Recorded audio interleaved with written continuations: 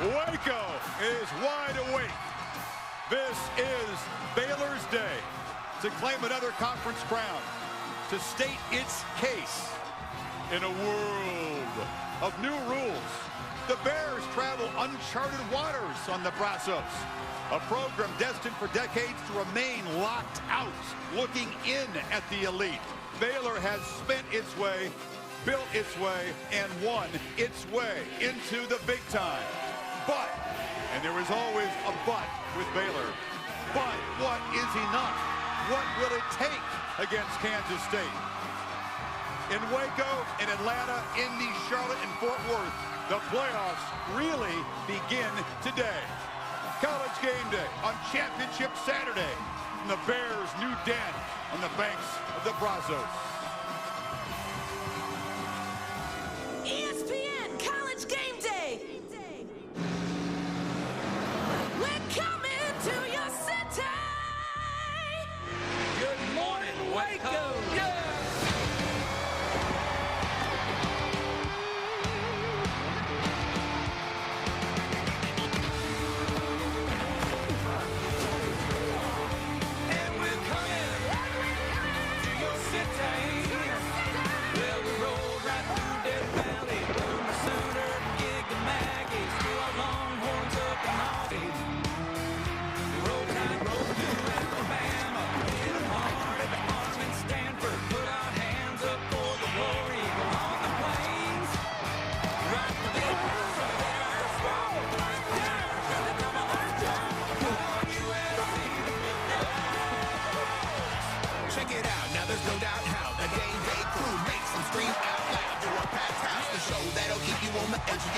Breaking down the matchup with powerhouse. You're me with Fowler, Show, Ted, David, and Kurt. You know ESPN is putting in that work. Like fourth and goal, get ready to play. Time to kick off your first College Game Day. And we're coming to your city.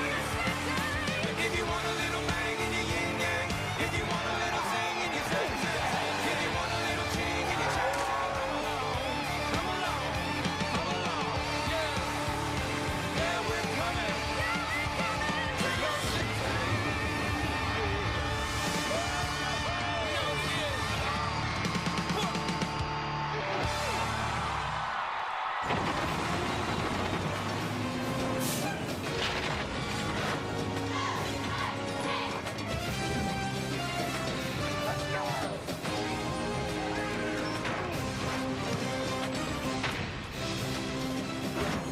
College Game Day, live from Waco, Texas, is built by the Home Depot, proud sponsor of college football's premier pregame show. And good morning from Waco, Texas. College Game Day's first visit here.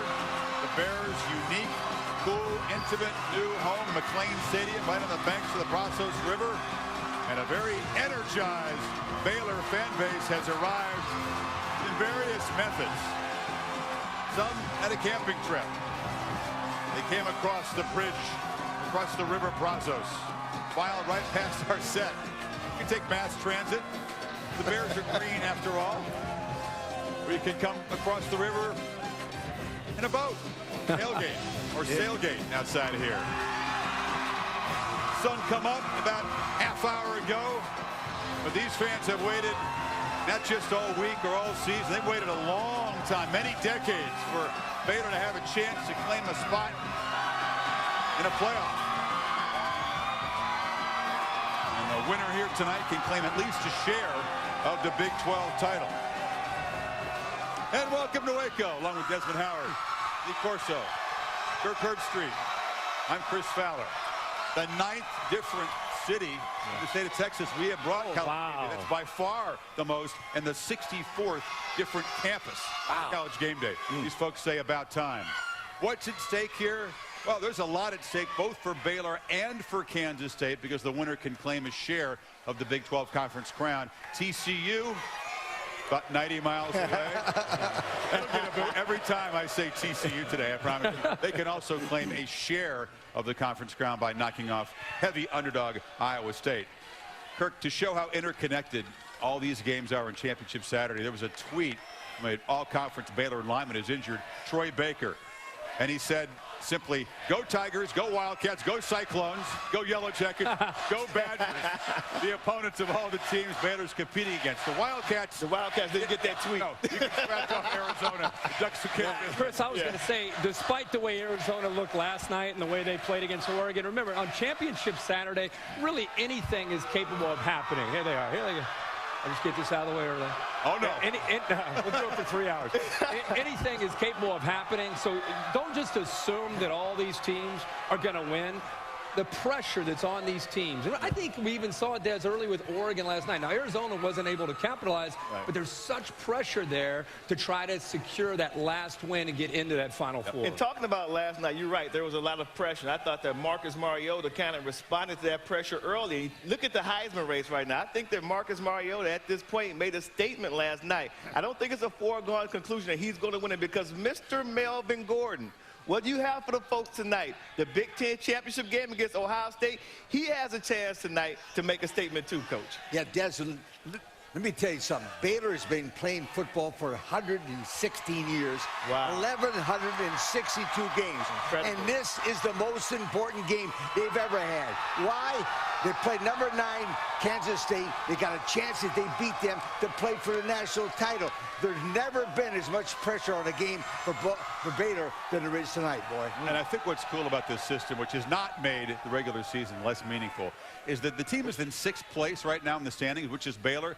On previous championship Saturdays, you're an ultra long shot, right? You have virtually no chance to get in the playoff. There are 2 more slots available, and there are many more high-impact games, Kirk, on Championship Saturday than just 1 or 2. Well, Championship Saturday, you think of the SEC Championship with the history and the legacy that they have. They're going back to '92. This is obviously Blake Sims has got to be able to find Amari Cooper. Remember, Missouri has the best front 4 in college football. They'll be able to defend them. But the big question, can Matty Mock and the Missouri offense, Des, can they find enough to be able to try to compete and win? How about the ACC championship game, Georgia Tech, Florida State? I expect Justin Thomas, the quarterback, to slice and dice the Seminoles defense just like Everett Golson did a month ago. Now, I know that Jameis Winston has 99 problems, but winning the game ain't one. Hit me, Chris. As you mentioned, the Bucks and the Badgers in Indy tonight. How well can Cardell Jones fill in for J.T. Barrett? 6'5", 250, gifted but very green. Wisconsin's D will make him prove his playmaking poise. Badgers stop the run well. Joey Bosa and the Buckeyes laser focus on containing the 2K man, Melvin Gordon. Nobody better in the open field, Coach. Iowa State is beautiful. TCU. Siobhan Boykin is a straw that stirs the TCU drink.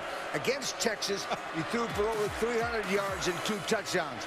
He also ran for 50 yards in the route of Nebraska. He is a nightmare. He's a nightmare. Let's go yo-yo now. Now we'll go to Bryce Petty, right? Kansas State, Baylor. Petty got dinged last week. There's no way he will not play this game. He's been cleared, ready to roll. Shock Linwood does balanced attack, 240 yards a game on the ground, gives them that great balance. And then it's up to Jake Waters and the Wildcats.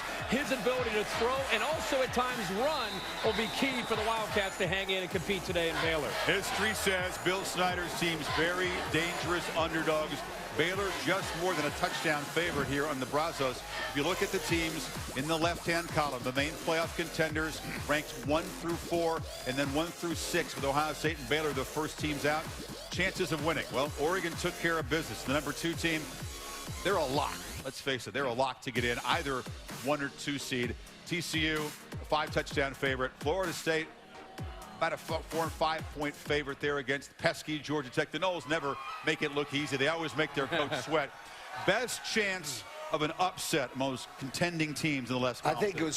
I think Wisconsin. Cardell Jones, the new quarterback from Ohio State, will have no problem playing well in this game because the game is in the dome. He doesn't have to worry about the weather conditions. Also, Ohio State has an advantage. They played in the game last year in the same place. Des, Wisconsin better beware. No, I agree with you.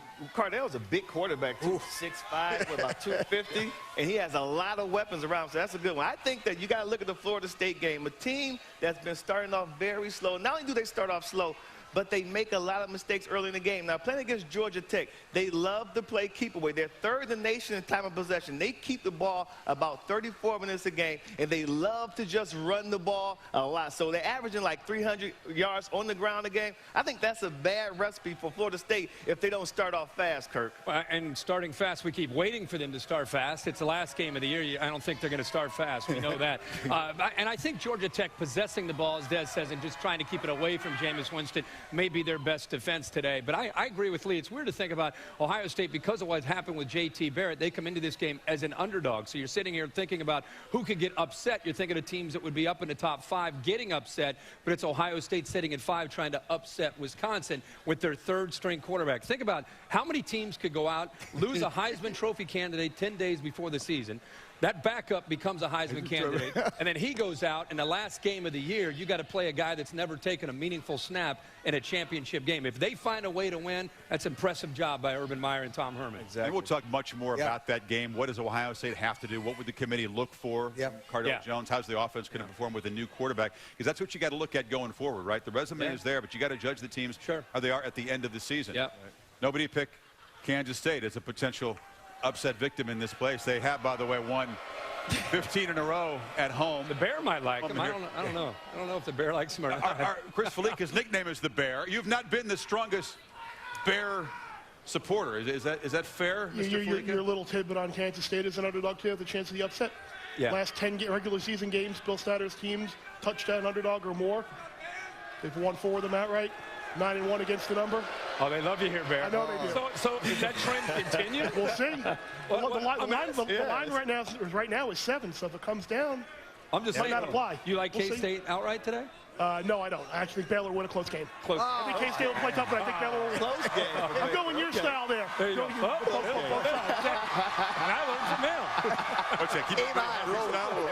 We'll talk also to the selection committee chairman, Jeff Long, coming up live later in the show. 5 teams going for the 3 slots. Oh, they love everything about TCU. They love the colors. Amon Carter Stadium. I love TCU. It's 90 miles away from here, noon on ABC or ESPN3. You might have TCU fans keep the purple on. Come on down the road here. K-State tonight. Nick Saban will visit with the Alabama coach. His team has been playing playoff-like games ever since their loss to Ole Miss. This cell phone video representing an emotional scene you'll witness as UAB players and coaches react to Blazer football being dissolved. And this was the scene in Santa Clara after the slow start. Desmond talked about Ducks came on strong. We'll look back.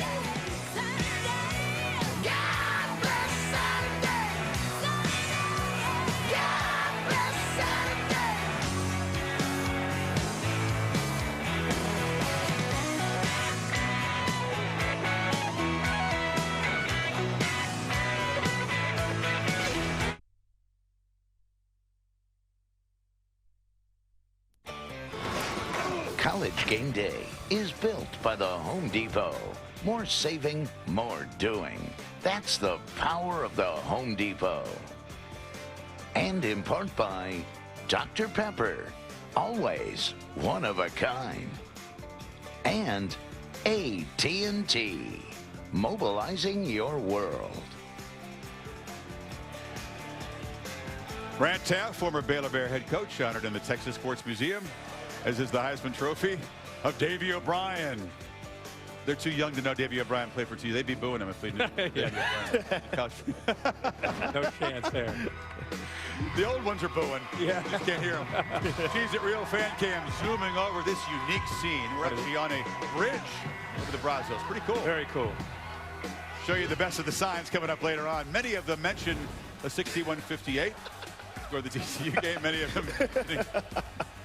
The Wildcats? That was clever. Oh, lots of love for the coach of the Horned Frogs. One true champion is what the slogan was in the Big 12, which would be ironic. That's hilarious. We're going to score 24 points. Be that much time to make this sign. I like that.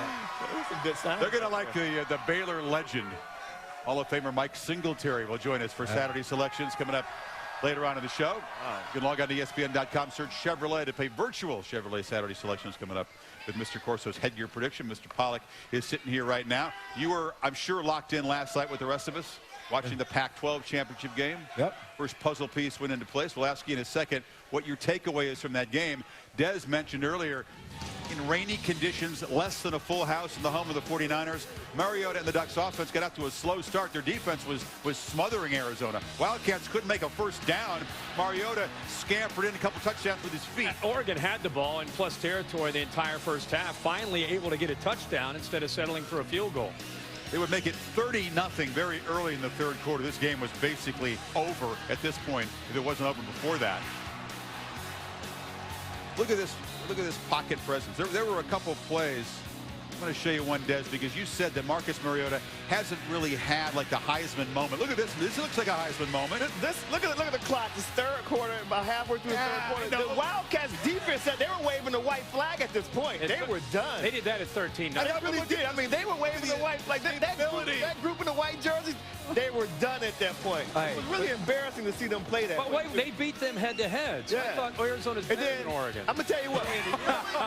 They beat them head-to-head. I think they were better. I thought they were better. You're going to say it on camera. Really boo you. Marcus Mariota. Better, though. After the game, he's won his first conference title as a starter. He played great. They were better. For us, we just wanted to go out there and play the best game that we could. The last couple of years, we haven't been able to put that out there against them. And, you know, tonight was just a great example of us kind of playing a complete game as a team. You know, they played well. We didn't. Outcoached us, outplayed us. Did a nice job. We didn't execute well.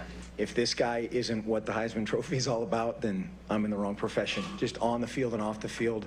Our team's made up of a bunch of guys that are in his mold, and a lot of that is due to his leadership. Obviously, on the field, I think that speaks for itself, but if you want your son or daughter to have a role model, pick this guy. Marcus, you want to echo that? Thanks, Coach, for all the nice Marcus never focuses on awards. What is this coach going to say? He never focuses on himself either. Talk about the team. He's impressive, man. And talk about the defense. I mean, can you give Don Pelham a little credit? What they did to Arizona's offense? I mean, that was impressive. Yeah, Very gained by 400 yards. Arizona's supposed to have their number. Rich Rod's right. They didn't show up. They didn't play well for a young team in a championship game. But give credit to Oregon because they certainly did show what they could do. That defense owned them. Yeah. I mean, you talk about running the football. They've had so much success against everybody, including Oregon, over the past couple of years. They didn't do anything. And Armstead was up front. Buckner, those guys, Washington, they were winning. They were dominating. This is the kind of defense you've wanted to see from Oregon. Oregon has been dominant since they lost to Arizona.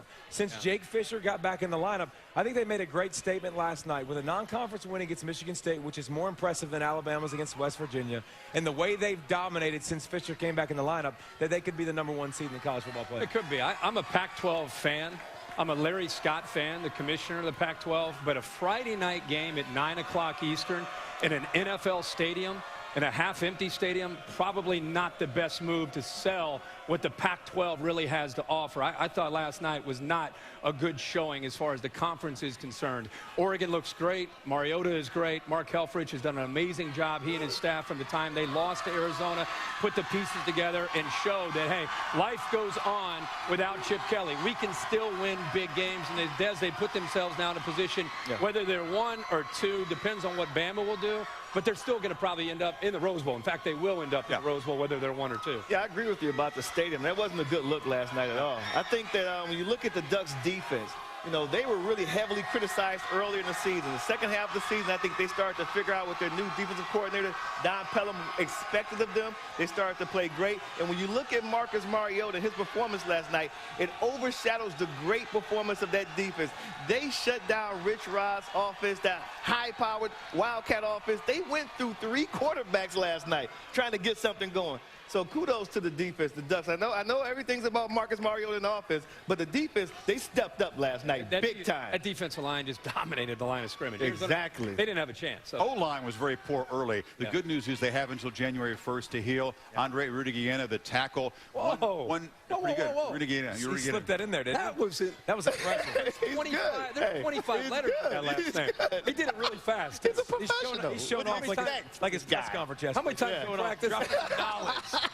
many times you practice haters. Indiana. But the point is, he's got a knee, and he had crutches at the end of the game. You're hoping that he's had problems all year with injuries. You hope he can come back and be a part of it. Grasu, the center, they hope to have him back healthy. The offensive line. That whole offensive line all year long has been banged up, and they're still just business as usual. All right, let's see if the Buckeyes can take care of business as usual. They are underdogs, and Lucas Oil has seen some bad memories. A 17-zip closing run by Michigan State. Ohio State losing a shot at the national title in the Rose Bowl last year. That heartbreaker, their only Big Ten loss in the last 25 games for Ohio State. But tonight, the 11-1 Bucks are underdogs to Wisconsin. They're the first team out of the current bracket. Who knows how much, if anything, they need to do to impress that committee other than just win. Certainly, the committee will watch how Cardale Jones, the third Ohio State quarterback, the third stringer at the beginning of the year, how he's going to look going into this game. He's 6'5", 250. You can see him leaping defenders. A very talented guy. Comes out of Glenville High School. Troy Smith's alma mater. Had plenty of reps in the spring with the first-team offense. Made his first time in the spotlight here. He had taken one snap in a game which Ohio State did not lead by 21-plus points until filling in for the injured Barrett against Michigan. So Quint Kesnick has seen Jones practice. He joins us now from Lucas Oil. I was in Columbus on Monday, and I got to watch Cardale throwing on the side. Some extra practice. It's undeniable. This kid's arm strength is ridiculous. He has an absolute cannon. Coach Urban Meyer really pleased with the progress and improvement that he's shown this week, specifically on Wednesday when they threw him some different looks. He showed command of the offense, the ability to change plays at the line of scrimmage, and he threw the ball down the field with a softer touch. Coach Meyer often likes to talk about sudden change and a team's reaction to an interception or a fumble. And this week, Ohio State dealt with sudden change of a different kind. The loss of starting quarterback J.T. Barrett and a first start for Cardale Jones. The thing that popped into my mind first was just that I hope he would get up. As Barrett still down for Ohio State. Boy, that looks bad. He's like, bro, it's bad. Just go win the game. And after that, I was like, Cordell, let's go, man. It's your time. He's a big physical dude. He has good feet. He kind of has that deceptive speed like JT, and it's just a very powerful arm.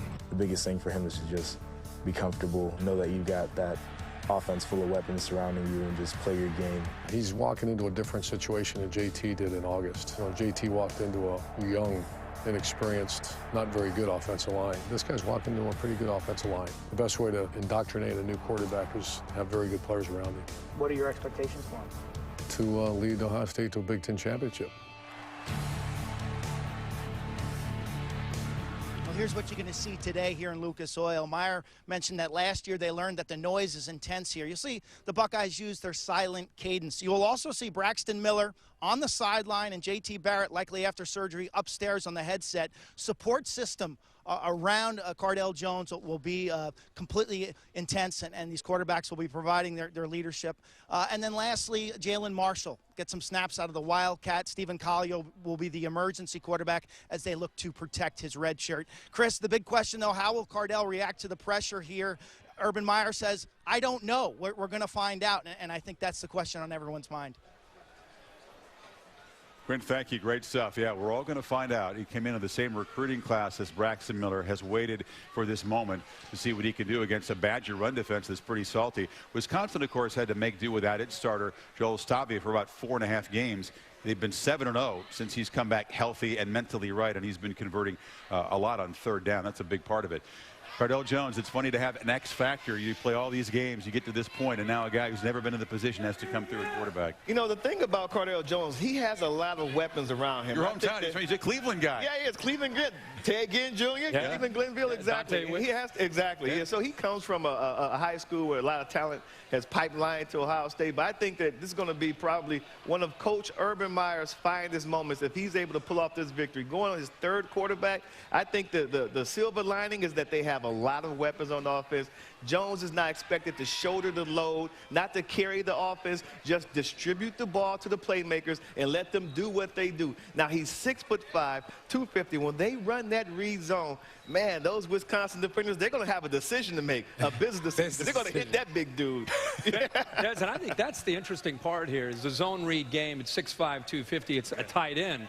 running and keeping it as opposed to the quickness of a Braxton Miller or J.T. Barrett. So I think you'll see at some point Jalen Marshall, who plays H-back, number 17, who's really come on this year for Ohio State, inserted to play some quarterback in that Wildcat package to get the explosiveness in there to mix up the looks. And remember, Jalen Marshall played high school quarterback. Very, very effective player in high school, has moved to that slot receiver where he and Dontre Wilson have become those go-to receivers. But I think you'll see a mix. I don't think it's just going to be Cardale Jones. I think you'll see Jalen Marshall in there as well to provide, again, the big play spark. And Ezekiel Elliott one way or Jalen Marshall going the other. I think everybody talks about Urban Meyer as one of the best offensive minds in college football. He's going to prove it today. Yeah, no doubt. I mean, because you're talking about a situation where he's got to get to know a quarterback in live game where he doesn't know what he does well. He doesn't know what his strengths, what his weaknesses are. You can do it all day long in practice. Right. Or back up in the end of a game. But so how does he perform in the moment? What does he do well? Urban, Tom Herman, they're going to have to earn their checks today because they're going to have to put him in a position to succeed. A big stage. One thing about Wisconsin's defense, and you look at their numbers, they're off the charts. They load the line of scrimmage. They play a ton of man-to-man. And as a young quarterback, I'd rather face, with inexperience, I'd rather face man-to-man than zone. In zone, you've got to be able to differentiate, but where's the soft spot in the zone? You've got to anticipate more. Man-to-man, it's like you guys playing Turkey Bowl with Jesse on Thursday, getting ready to play. You're just winging it. Yeah. Is he open? Throw it and make a play. So I think the style of defense that he's defending is something that's very important and will help Cardale Jones play well. More on the line in this game than in the Turkey Bowl with the bragging rights. Well, no, I'm saying man-to-man. Yeah, no, I get you. Man-to-man. Was he open? Throw it. I know what you mean. Schoolyard football. We won the Turkey Bowl. Yeah, exactly. Yeah. All right, well, much more in this game coming up. We'll talk more about the Badgers and what Melvin Gordon has to do, and Des mentioned to make his closing statement. Like Ohio State, Missouri has a chance in a conference championship game to make amends for a loss last year. James Franklin and company against Auburn, they were in the mix. It was a three-point game, but they could not handle Trey Mason. 46 for 304 for Auburn last year. Missouri could not slow down an eventual Heisman finalist running back. Today, potential Heisman finalist and Biletnikoff favorite Amari Cooper is the mission here. Tigers are not really being given the typical division champ respect. They haven't been all year. Picked fourth in the East. They lost two jaw droppers at home to Indiana and Georgia, but they showed resolve on the road, created ways to win, even though they won the division without beating a single team that had an SEC winning record. That is remarkable. They're very comfortable as a two-touchdown underdog. Can they stun the Tide and probably knock the SEC all the way out of the playoff? They're going to have great play from a fast, nasty, and deep defensive line and need much better playmaking from quarterback Matty Mock, really, than he's really shown all season long. Bama's defense, 630 yards, 44 points to Auburn last week. Few people are expecting a similar shootout this afternoon. The experts making this the lowest point total of any big game. Kaylee Hartung covering the SEC championship game from Atlanta and the Alabama Team Hotel joins us now. Good morning, Kaylee. Morning, Chris. Now, Nick Saban told me that Blake Sims is at his best. He is his most focused when it's all on the line. You just have to go back to last weekend's Iron Bowl to understand that. You may argue that Blake Sims put himself in a corner with the 3 interceptions that he threw, but after the 3rd pick, Nick Saban went up to him and said, I'm with you. I want you in this game, but you have got to start making better decisions or else I'm going to have to make a change. Well, Blake Sims responded lights out. He completed 10 of his last 12 passes, threw for 3 touchdowns, ran another one in, and of course, they got the win. Missouri saw that game, and they know that when the Tide and Blake Sims start rolling, they are hard to stop. The Iron Bowl scored 55 points. Being on defense, it's a tall task for us to try and stop them. They run the ball, big backs, best wide receivers in the nation. Their quarterback's playing well. Sims wants Cooper. Cooper's got it. Touchdown, Alabama. Other than that, just it's an easy task. They don't give up a lot of big plays. I watched the Georgia game, and there was no play over 18 yards in the game, and Georgia seemed to be doing really okay against them. When the running backs get the ball, they swarm them with more than one guy because they're both pretty big, talented, physical backs. And when it comes to stopping Amari Cooper, it's going to take several people. They beat you a lot with their quickness and penetration. It's going to be a real challenge for our offensive line to negate these guys' ability to impact and affect the game. Missouri's defensive bookends up front have combined for 22 sacks. That defensive line leads the SEC in that category. The good news for Alabama, Nick Saban says his left tackle, Cam Robinson, is good to go today. He sprained a shoulder last weekend, but he practiced through the week. If they are going to put up a fight against that stout Missouri defensive line, Cam Robinson will be a big help. Okay, Kaylee, thank you. It looks like Vogler, the tight end, also good to go for Alabama. We'll visit with Nick Saban coming up a little bit later on in College Game Day. Also in Atlanta, just outside the Georgia Dome, where SEC Nation is set up on Championship Saturday, Tim Tebow, who knows very well the thrill of victory and the agony of defeat in an SEC championship game.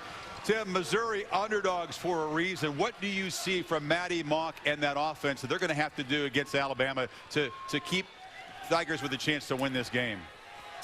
Well, I think they're going to have to do three things. I think they're going to have to take vertical shots early and often, because Alabama plays a lot of a combination coverage, meaning inside out, 4 over 3, 3 over 2. And the one way to get around that is to go vertical and take shots. Every team that has beat them since 2008 has taken vertical shots. Us when I was at Florida, Auburn, Johnny Manziel when he was at A&M, Bo Wallace earlier this year. You have to take vertical shots. The second thing you have to do is your QB has to be able to run the ball. He has to be able to use his legs.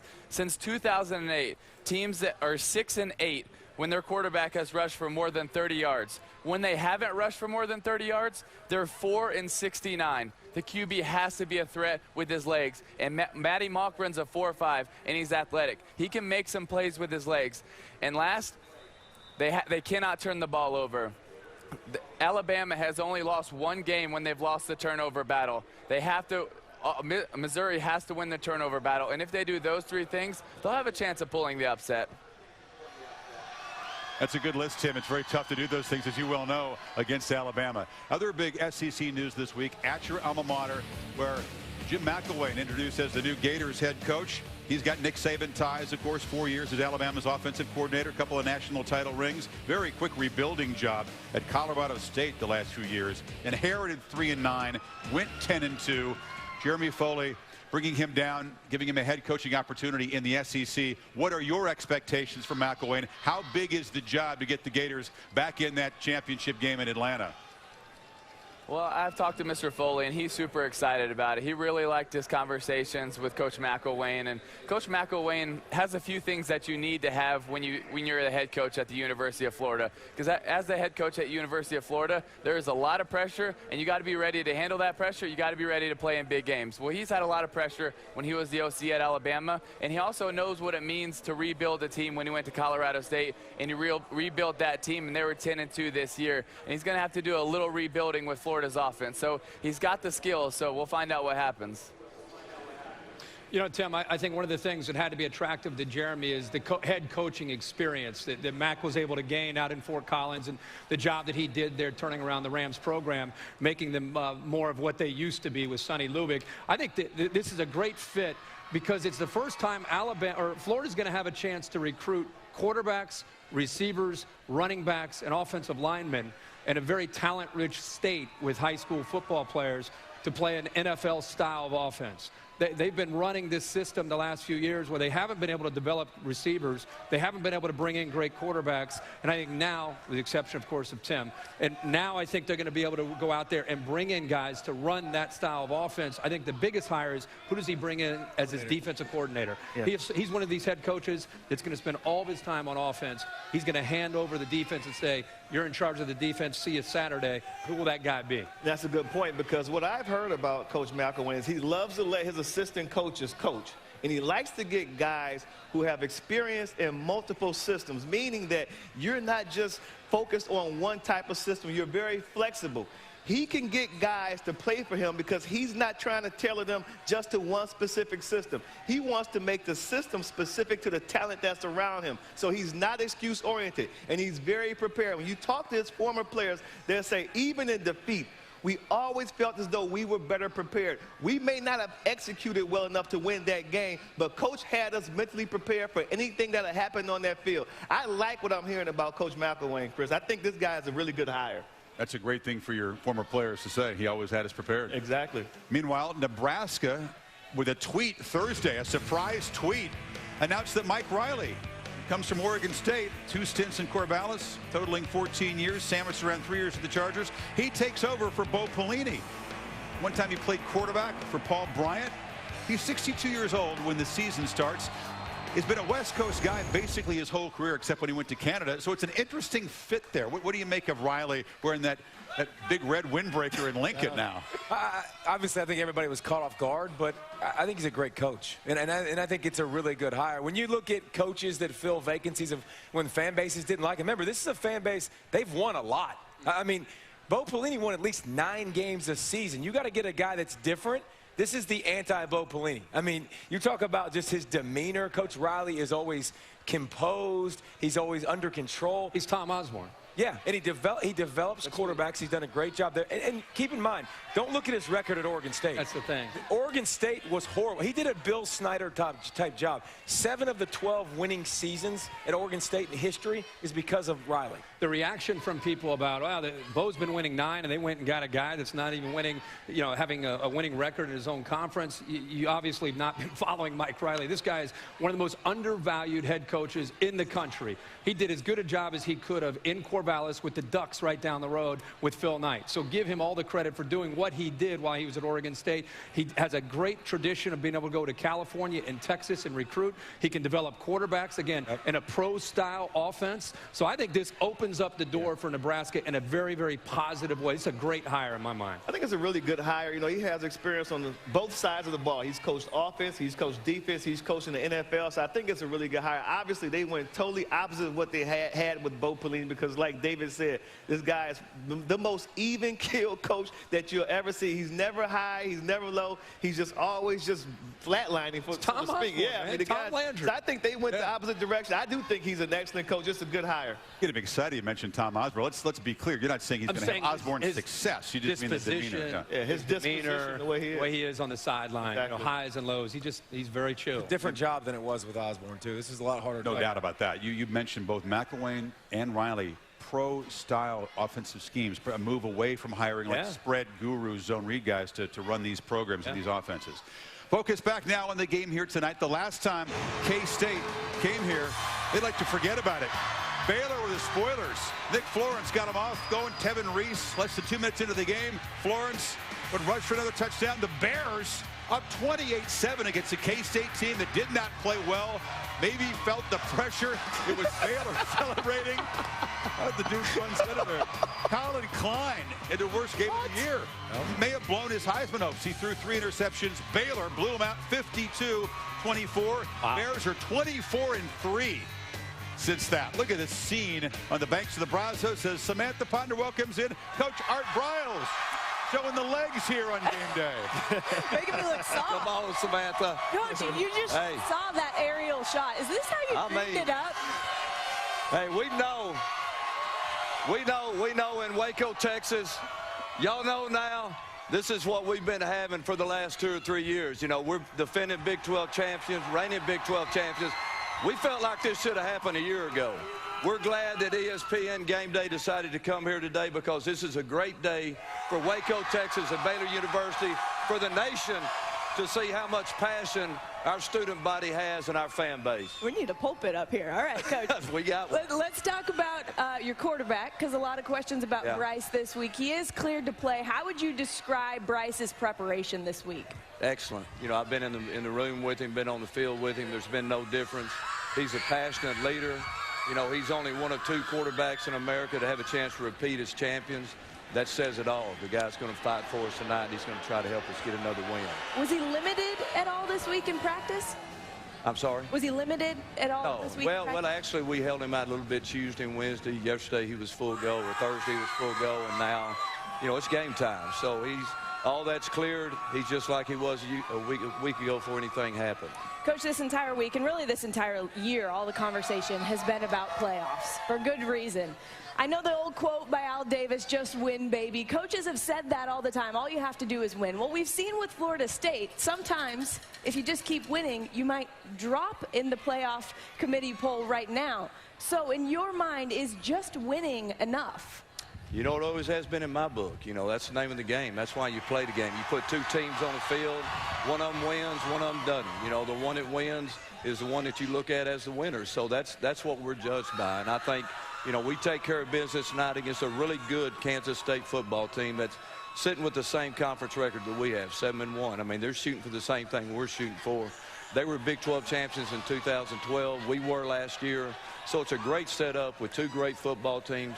One of us would be Big 12 champions tonight. I understand your point, Coach, when you say that's what you're judged by. But so far, the committee has judged that TCU should be ahead of Baylor, even though you won in the head-to-head matchup. We hear the fans' response to that. What's your response to being behind, knowing that you beat them head-to-head? My response is, you know, I think the final poll is the only poll that counts. That's what I've heard since day one. The only poll that matters is the final poll. That comes out tomorrow. We have a job to do tonight. That's to win this football game and repeat as Big 12 champions. Well, Coach, I think you could run for office in Waco right now, or maybe in Texas. Quite the enthusiastic crowd. We're really appreciative for your time today, and good luck in this game We tonight. got the best fans, the best alumni in the world. We love you, Baylor. Let's have a great night tonight, Baylor Bears. Come on, let's get it back to back, back to back.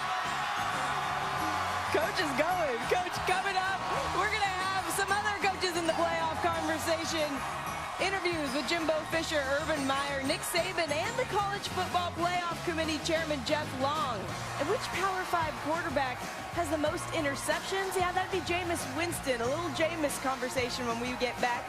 Some great pictures here, courtesy of the Cheez-It, Real Fan Cam, and the best seats in the house.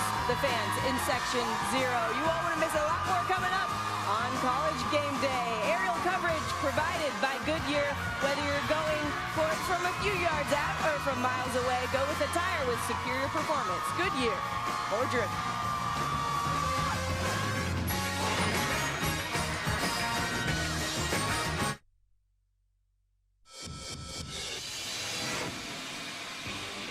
We're physical, we play fast. I mean, the way we spread it out, it puts a lot of stress on a lot of defenses. They do a lot of zone read plays and make sure that everybody bites in on the run, and then they try and hit you with that pass. Another touchdown for Baylor. Oh, my, Bryce Petty. What a play by Bryce Petty. He's hungry, he's determined, he's not satisfied.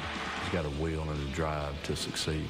Whether it's the defensive ends, the linebackers hitting the gaps hard, just trying to disrupt him, take him off his game, maybe talk a little smack. You're watching them each and every week just to see what they're doing to other teams and make sure that you're not one of those teams at the end of the year that they score 60 on.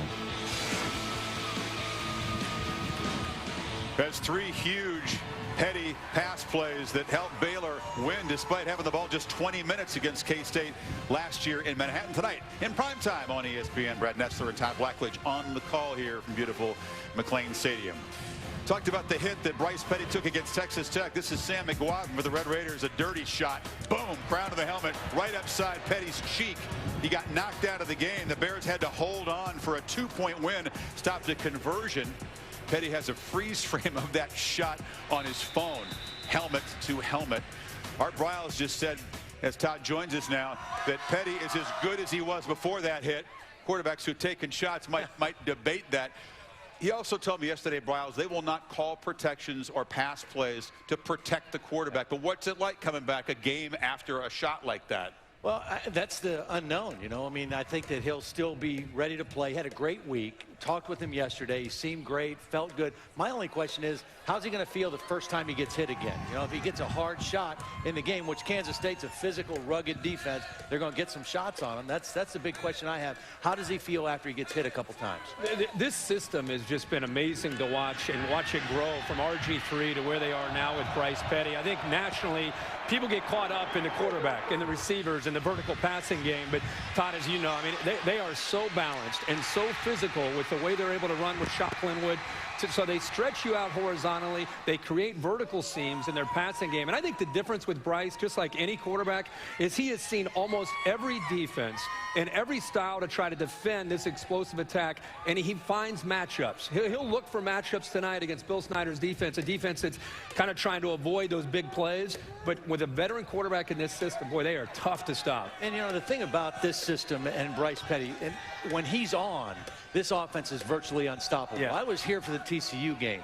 You know, they made up ground in the fourth quarter. They gained almost 800 yards of offense, and TCU had no answer for him in the fourth quarter. So when he's on, because of their balance, their ability to run, and when they go tempo, they don't just dink it. They look to throw the ball down the field. Yeah. That makes them a really dangerous offense to defend. Especially at home. Tempo works better at home, right? Yeah, and no a doubt. much better quarterback statistically at home. By the way, trying to come back from a concussion and play well the next week. RG3 did it. It was 3 years ago. Texas Tech knocked him out with a concussion. RG3 came back the next week, ran for 2, threw for 2 against Texas, won the Heisman Trophy the following week. It's still pretty rare, though. How he plays is going to be interesting. NFL, since the start of 2012, 2 of 16 quarterbacks who had concussions actually came back and played the following week. RG3 was one of them. I'll talk to him this week. I mean, there's no way he's not playing in this game. Oh, no. Bryce Petty will be out there. I think he'll play really well. How well will Jameis Winston play in the game that we're going to call tonight in Charlotte against Georgia Tech? Winston, more first-half picks than any FBS quarterback, 14 of them through 4 against the Gators. He's still 25-0 as a starter. He's earned a lot of support from his teammates. Jimbo Fisher, regardless of what Jameis does, relentlessly defends his guy, but they want better things from him tonight. Winston rolls in the end zone, picked off again! A third pick in the first quarter. Sometimes that happens. I mean, it's just a bad game. He's actually, besides last game, I mean, that was the only poor game he's played. The rest of them, he's played outstanding football. Winston throwing into traffic, and he throws another interception. 2 interceptions thrown by Jameis Winston here in the first quarter. I thought he's actually been maybe more outstanding in the fact that he's had to overcome so much more with youth around him and being on the road and be able to bring us back and keep his fortitude and put his will in the other guys. And I think that's why we are where we are right now as much as anything. 125 yards, Kirk, against the Gators, the game we saw. Fisher says he's practiced well. We'll talk later about what's been on Winston's mind off the field this week. What are your expectations tonight? Well, you and I called the Florida State game last week, and he has a look in his eyes. It's either one extreme or the other. He, at times in the first half, looks as almost as if he's in a fog. And then in the second half, he's decisive. He makes quick decisions. He's accurate with the ball, and he has a command of the offense. Well, last couple weeks, we've not seen him flip that switch. We saw it for a couple series where he found Nick O'Leary for a couple touchdowns, but we've not seen that ability of him to flip the switch, Todd. Now, Jimbo said this week it's the best he's looked all year as far as practice. They had some late practices because of the hearing. I just wonder, is it something going on that's finally taking a toll on him that's affecting him emotionally? We all buy into he's a great quarterback and he can read coverage, but is there more going on, and can he snap out of it for this ACC championship? Well, that's a great question. I think he's going to have to snap out of it. I think he's got to have that switch on right away in this ball game, because I think Georgia Tech's offense will create a lot of problems for Florida State's defense, and Jameis Winston needs to play like the reigning Heisman Trophy winner. He needs to have a great ball game from start to finish and take this team and put it on his back tonight. If he doesn't, they got a great chance of getting beat. And that Georgia Tech defense in the last 5 games, they're on fire as far as creating turnovers, coming up with interceptions. Ted Roof, who was at Penn State, first year as a defensive coordinator. It's a different defense with Georgia Tech here in the second half. So they've been opportunistic. So if they get the ball back to that offense, you're right. He better be ready to roll early. Yeah, different deal when you face a team that if you don't make a 3rd and 4, the other team's going to get the ball maybe for 5 or 6 minutes and you won't see it again. Something else we're going to watch tonight, when he targeted Green or O'Leary last week, 7 of 10, 2 touchdowns. When he targeted everybody else on that team, 4 of 15 and 4 picks. So can he spread the ball around with other guys? You know they'll build their plan around that. You got to have a plan for those two. This is an audible. I don't know if you were expecting this, but everybody's been saying it's a fitting audible. Yeah, it's a fitting audible. Your 4 teams, as we sit here right now, and you're going to call the Baylor chance to make their closing statement against K-State. Go ahead. On the spot. And don't play to the crowd. Just, what do you think? Okay, here's what I think. Yeah. If Baylor wins the game tonight, Baylor's my 4th team. Okay. And I have a unique perspective because I was here for the Baylor-TCU game. I watched that game. I watched Baylor roll almost 800 yards of offense, over 60 points. I think the head-to-head means a lot. I think it's a huge factor. I saw Ohio State twice. The first time I saw them, they were below average against Virginia Tech. Then I saw them against Penn State. They were a little bit better than that, and I know J.T. Barrett was a little banged up. They've gotten better. They're a good football team. But based on what I've seen, if Baylor wins tonight, Baylor's my 4th team, and the other 3 are pretty set. That's a popular opinion here. Have a great time tonight with Brad. We appreciate that. See you, bud. And sprint off and get your preparation done on the sneakers. You got sneaks could not on. let that go. I didn't know you were rolling with the sneaks in the suit. Have to. All right, a lot more coming up from the banks of the Brazos here in this great scene. We'll circle back to all the games we've talked about. Nick Saban will join us coming up. Gary Patterson will join us. That always gets a boo here in Waco. A lot more coming up. Coke Syrup giving his Section 0. The countdown to kickoff here.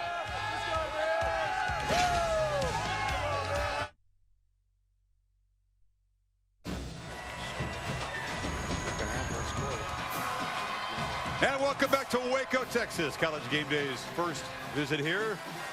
The Brazos River, the bridge that separates the stadium from football facilities and other parts of the campus.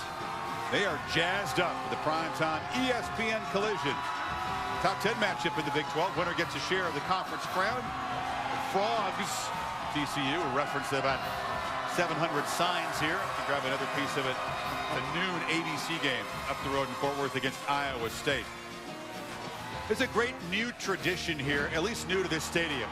These are the freshmen sprinting out to form a human tunnel to both the Baylor Bears on. They call it the Baylor line. That's awesome. Jerseys. It is tremendous. And the team comes running out. They got pyrotechnics. They got flames.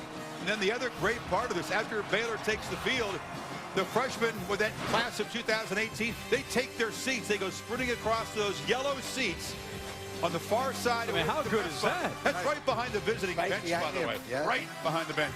Yeah. Prime seats. These are the either the seniors in their final home game get this honor, or the freshmen get the best. How about the freshmen getting the? I never heard of that. Me neither. That is unusual. Usually they're up in the top. Exactly. Never as good as your first year, as they say here in Baylor. Meanwhile, coming up on College Game Day, much more in the Big Ten. Cardell Jones and the Buckeyes trying to knock off the Badgers as underdogs in Indy, perhaps punch their ticket. Nick Saban will join us as the Tide gets set to take on the Tigers in rainy Atlanta for the SEC title. We'll ask him if the Tide need to win to get in. That's been somewhat controversial. And we'll visit with Jeff Long, who gets a boo here for now because his committee has Baylor ranked number 6. We'll talk about the issues in play here. In Fort Worth, Coke 0 counting us down to kickoff. The beloved Horned Frogs. Ooh. There's some animosity that goes back many decades between these two schools. This isn't a thing about a 3-point win or a playoff position. They don't like each other for a long time, Baylor and TCU. But Iowa State, about a 5-touchdown dog against TCU. You better be ready today. Got to be ready. The games that are on tap here, Alabama and Missouri. It's a matinee on CBS. ABC primetime game, Florida State and Georgia Tech. From Charlotte, Wisconsin and Ohio State. Fox has that tonight. We talked about the ESPN primetime showcase, K-State and Baylor, a very energized stadium here, and Fresno State and Boise State trying to be in position to get one of those New Year's 6 bowl bids. Well, we've talked about this brave new system already. People are saying 4 isn't enough. We're going to have an 8-team bracket. That's a conversation for another day. Will it make the regular season less impactful? I don't think so. You look at the Chase run down here, more games than ever involved, teams from all different regions, fan bases in Waco, aware of what's going on, not just up the road in Fort Worth, but in Charlotte and Indy, in Atlanta, and places like that. There's been a world record already set for hot air on this topic in the media, with more to come when the announcement's made in about 26 hours from now, the Final Four bracket. We've set ourselves up to come down to a 1-game season, trying to prove that we belong with the nation's elite in college football. You got to let your team speak. Whether it's Baylor gets in or TCU gets in or Ohio State gets in, we got to go finish our journey, and then we got to see how it happens. Every red flag's up. You know, every excuse is out there to not play well, to not win a game, to lose a game, and there's not good fortune. The ball didn't bounce your way. We don't believe in that. When you're in the playoffs, which we're in the playoffs right now, you don't get to play anymore unless you win this game. So to think about anything beyond that is absolutely crazy. Get back to perception. You got to say one conference is better, but I don't think it's that drastic. I think everybody can beat anybody in college football right now on any given Saturday. You know, if we repeat as Big 12 champions, I mean, what more can you do when everybody's shooting at you the entire year? And if you can come out victorious, taking everybody's best shot, then what other style points or publicity do you need? Everybody wants to put the cart before the horse. We got to finish this journey. You can't control all the rest of it. Folks, you're having fun. The bodies of work.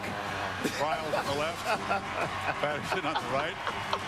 All photoshopped. Oh, man. Tell you, how about the Reverend Riles getting up there and inspiring the congregation from the pulpit? You got to get an amen. Amen, brother. Baptist school. Exactly. He fits the part. Exactly.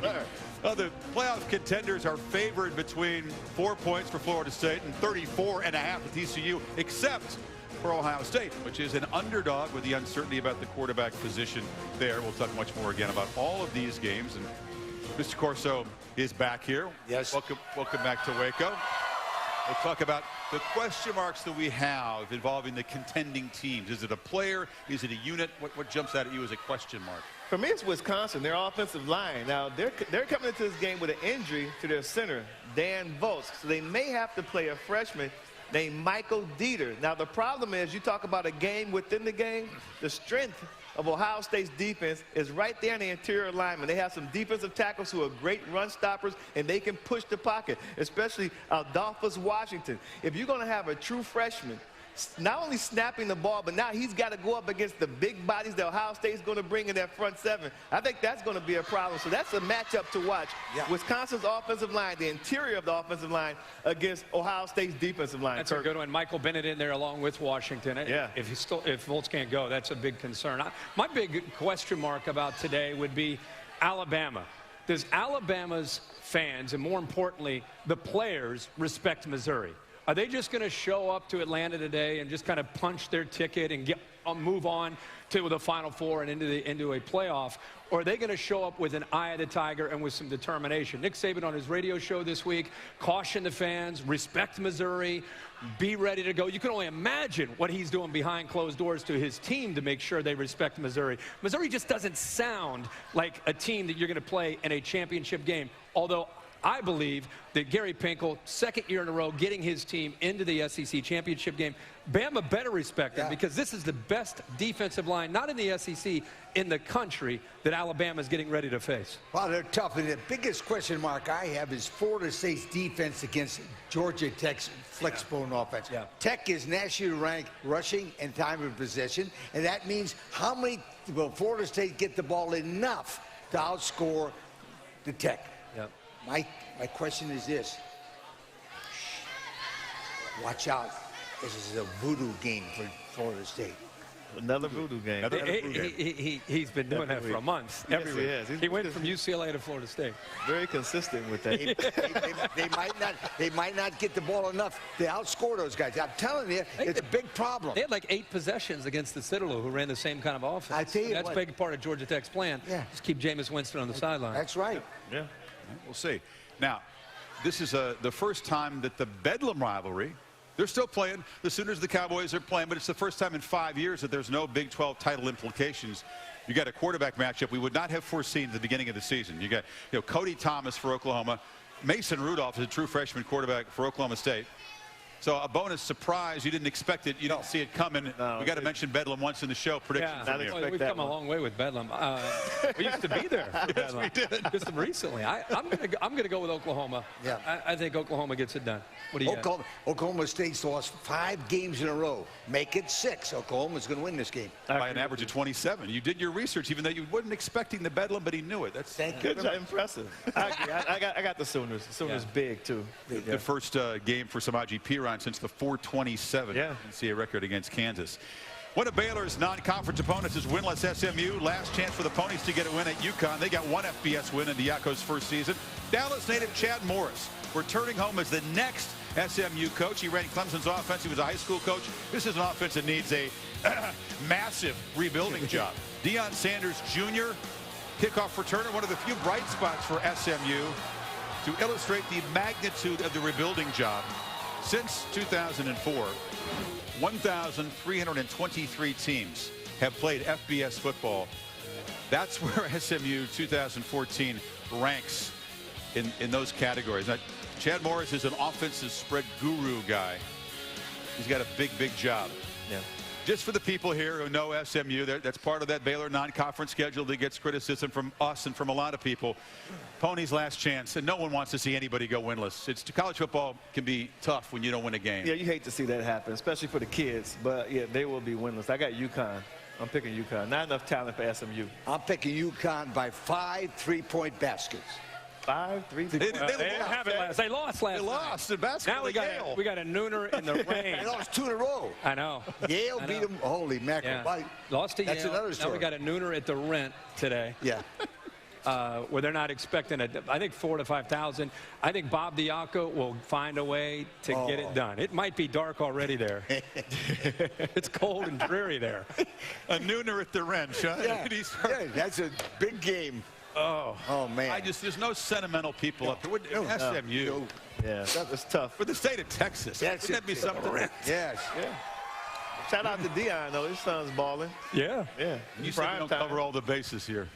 The Wrench and Nooner. Morris likely to inherit a 14-game losing. But a great place to start coaching. That's right.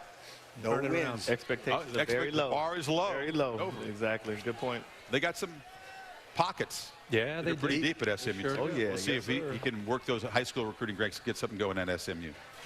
We'll move on to more relevant teams. Much more coming up on College Game Day. For the first time since '95, though, a major college football program is being canceled. Gene Wojciechowski and the financial reality and the raw emotions colliding at UAB. TCU Baylor among the debates inside that committee room. We'll visit with Jeff Long, committee chairman, coming up on College Game Day. And Mr. Corso's gone with 51 different headgear selections through the years. Will the Bears make it 52, or is it going to be Willie the Wildcat and vote for the AARP? The bear in the boat and on top of the canoe.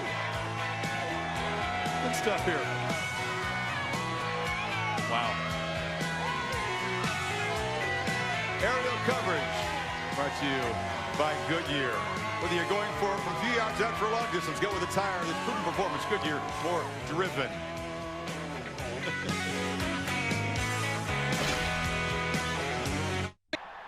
Number 3. Wow. The Horned Frogs of TCU. This is an absolute joke of a farce, of a disgrace. Now you have 3 one-loss teams ahead of unbeaten Florida State. The object of the game is to win. It's not figure skating.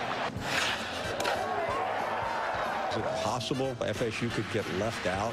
We think being undefeated is everything. It's important. It's really important. Not everything. Man, TCU getting ranked ahead of Florida State, and Florida State jumping out to 4. Stop making it sound like the difference between 3 and 4 is the Grand Canyon. I think TCU's really good. I also know that Baylor beat them. I'm not sure a championship team gives up 24 points with 9 minutes to go. They went on the field. They settled it, and the committee decided, no. What country do we live in? I think it's America. That's kind of always been the America way. If there's a conflict or a doubt, you put 2 people in the ring, they fight. When the BCS was done, people said, oh, but we love the debate. We love the controversy. Like that was going to go away with a 4-team playoff.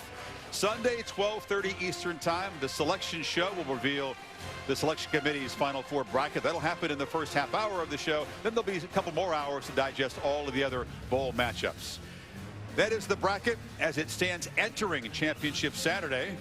The committee gathered just up the road, Metro Dallas in Grapevine, Texas, making it impossible to avoid quoting the classic line, heard it through the grapevine. Just about to lose my mind as we bring in Jeff Long of Arkansas, the selection committee chairman. Jeff, thanks for taking time. Before we get to some of the questions, you may not be the most popular man, by the way, here in Waco with your committee ranking the Bears at number 6. But set the scene for us today as your committee watches the last puzzle pieces fall into place. Well, we'll convene when I get off the air with you. We'll convene and we'll talk about last night's game, and then we'll go through a few scenarios, and then prepare for the games beginning at 11 a.m. here and going into late into night with the Mountain West Championship or the Mountain West Championship game. So we're prepared for a long day of being together and watching football. Jeff, whether it's intended or not, the collective thinking of the committee has proven to be different than it was in the poll era. the poll era was never very fluid in the final weekend. If you won and you were up there, you generally stayed there. How fluid do you think the committee will be in relation to what we've seen in decades past in the sport? Well, I think we're very different than the polls, and the way we go about our rankings is very different. So, you know, it's hard to predict how fluid will be, but I certainly think it'll be more fluid than what we've seen in the past. You know, the difference is we get together, we discuss, and we debate, and we watch the games, and we've been asked to look deeper than just the one-loss record. So I think it is quite different because the process is quite different. Obviously, here in the state of Texas, the hot topic is the head-to-head win by Baylor here over TCU by 3 points. In general terms, how do you frame that debate between things like the body of work and the eye test, phrases that you've used and are harder to understand, versus the head-to-head? How do you frame that debate that's going on in there? We'll go on. Yeah, the criteria says to us that when all things are equal, teams are indiscernible, that the head-to-head comes into play. So at this point in time, the committee has felt like TCU is ahead of Baylor, and that head-to-head has not come into play yet. But you're using the phrase "yet," and those folks didn't hear that because they're booing. But you said that it is fluid, it is different than the polls, so it's likely to be the liveliest conversation, would you say, if both TCU and Baylor win for this committee, do you think, later today? I think it'll be lively conversation. The thing you have to remember is we will have a full body of works for the entire season for all the games, and we'll have the champion's name. So those are key pieces for us, and it will be a lively debate, no question. Jeff, you talked a lot about the importance of the end of season and winning a conference championship. This is somewhat hypothetical, but I think you know where I'm going. Would you foresee a situation where a team could lose its conference championship game, Alabama, for example, and still be considered by the committee as one of the 4 best teams? Well, again, that depends on what else happens in these championship games. So I would say it's not impossible, but it's hard for us to project out without knowing the other results of other games. Absolutely. That's a fair answer. And if some of those teams do stumble and Alabama stumbles, that'll be a big debate. Jeff, you know you got a big job ahead of you. Thank you very much for your time this morning from Grapevine, Texas. All right, guys, what do you think? I mean, pretty much as the selection committee chairman would expect to be, you know, framing things. They're still ornery here, though. Yeah, and he said yet, and I'm glad you picked up on that, which is interesting because they've talked about it. The body of work is not complete. And when you're comparing Baylor and TCU, I understand the outrage, but they got a top 10 chance right now. They got to beat this team first before these resumes are complete, and then you start saying head-to-head matters the most, Kirk. From the time Baylor beat Oklahoma, I think a lot of us just assumed that eventually Baylor would go by TCU at the end of the year, assuming they won out. The reason this thing lost momentum is because of last week.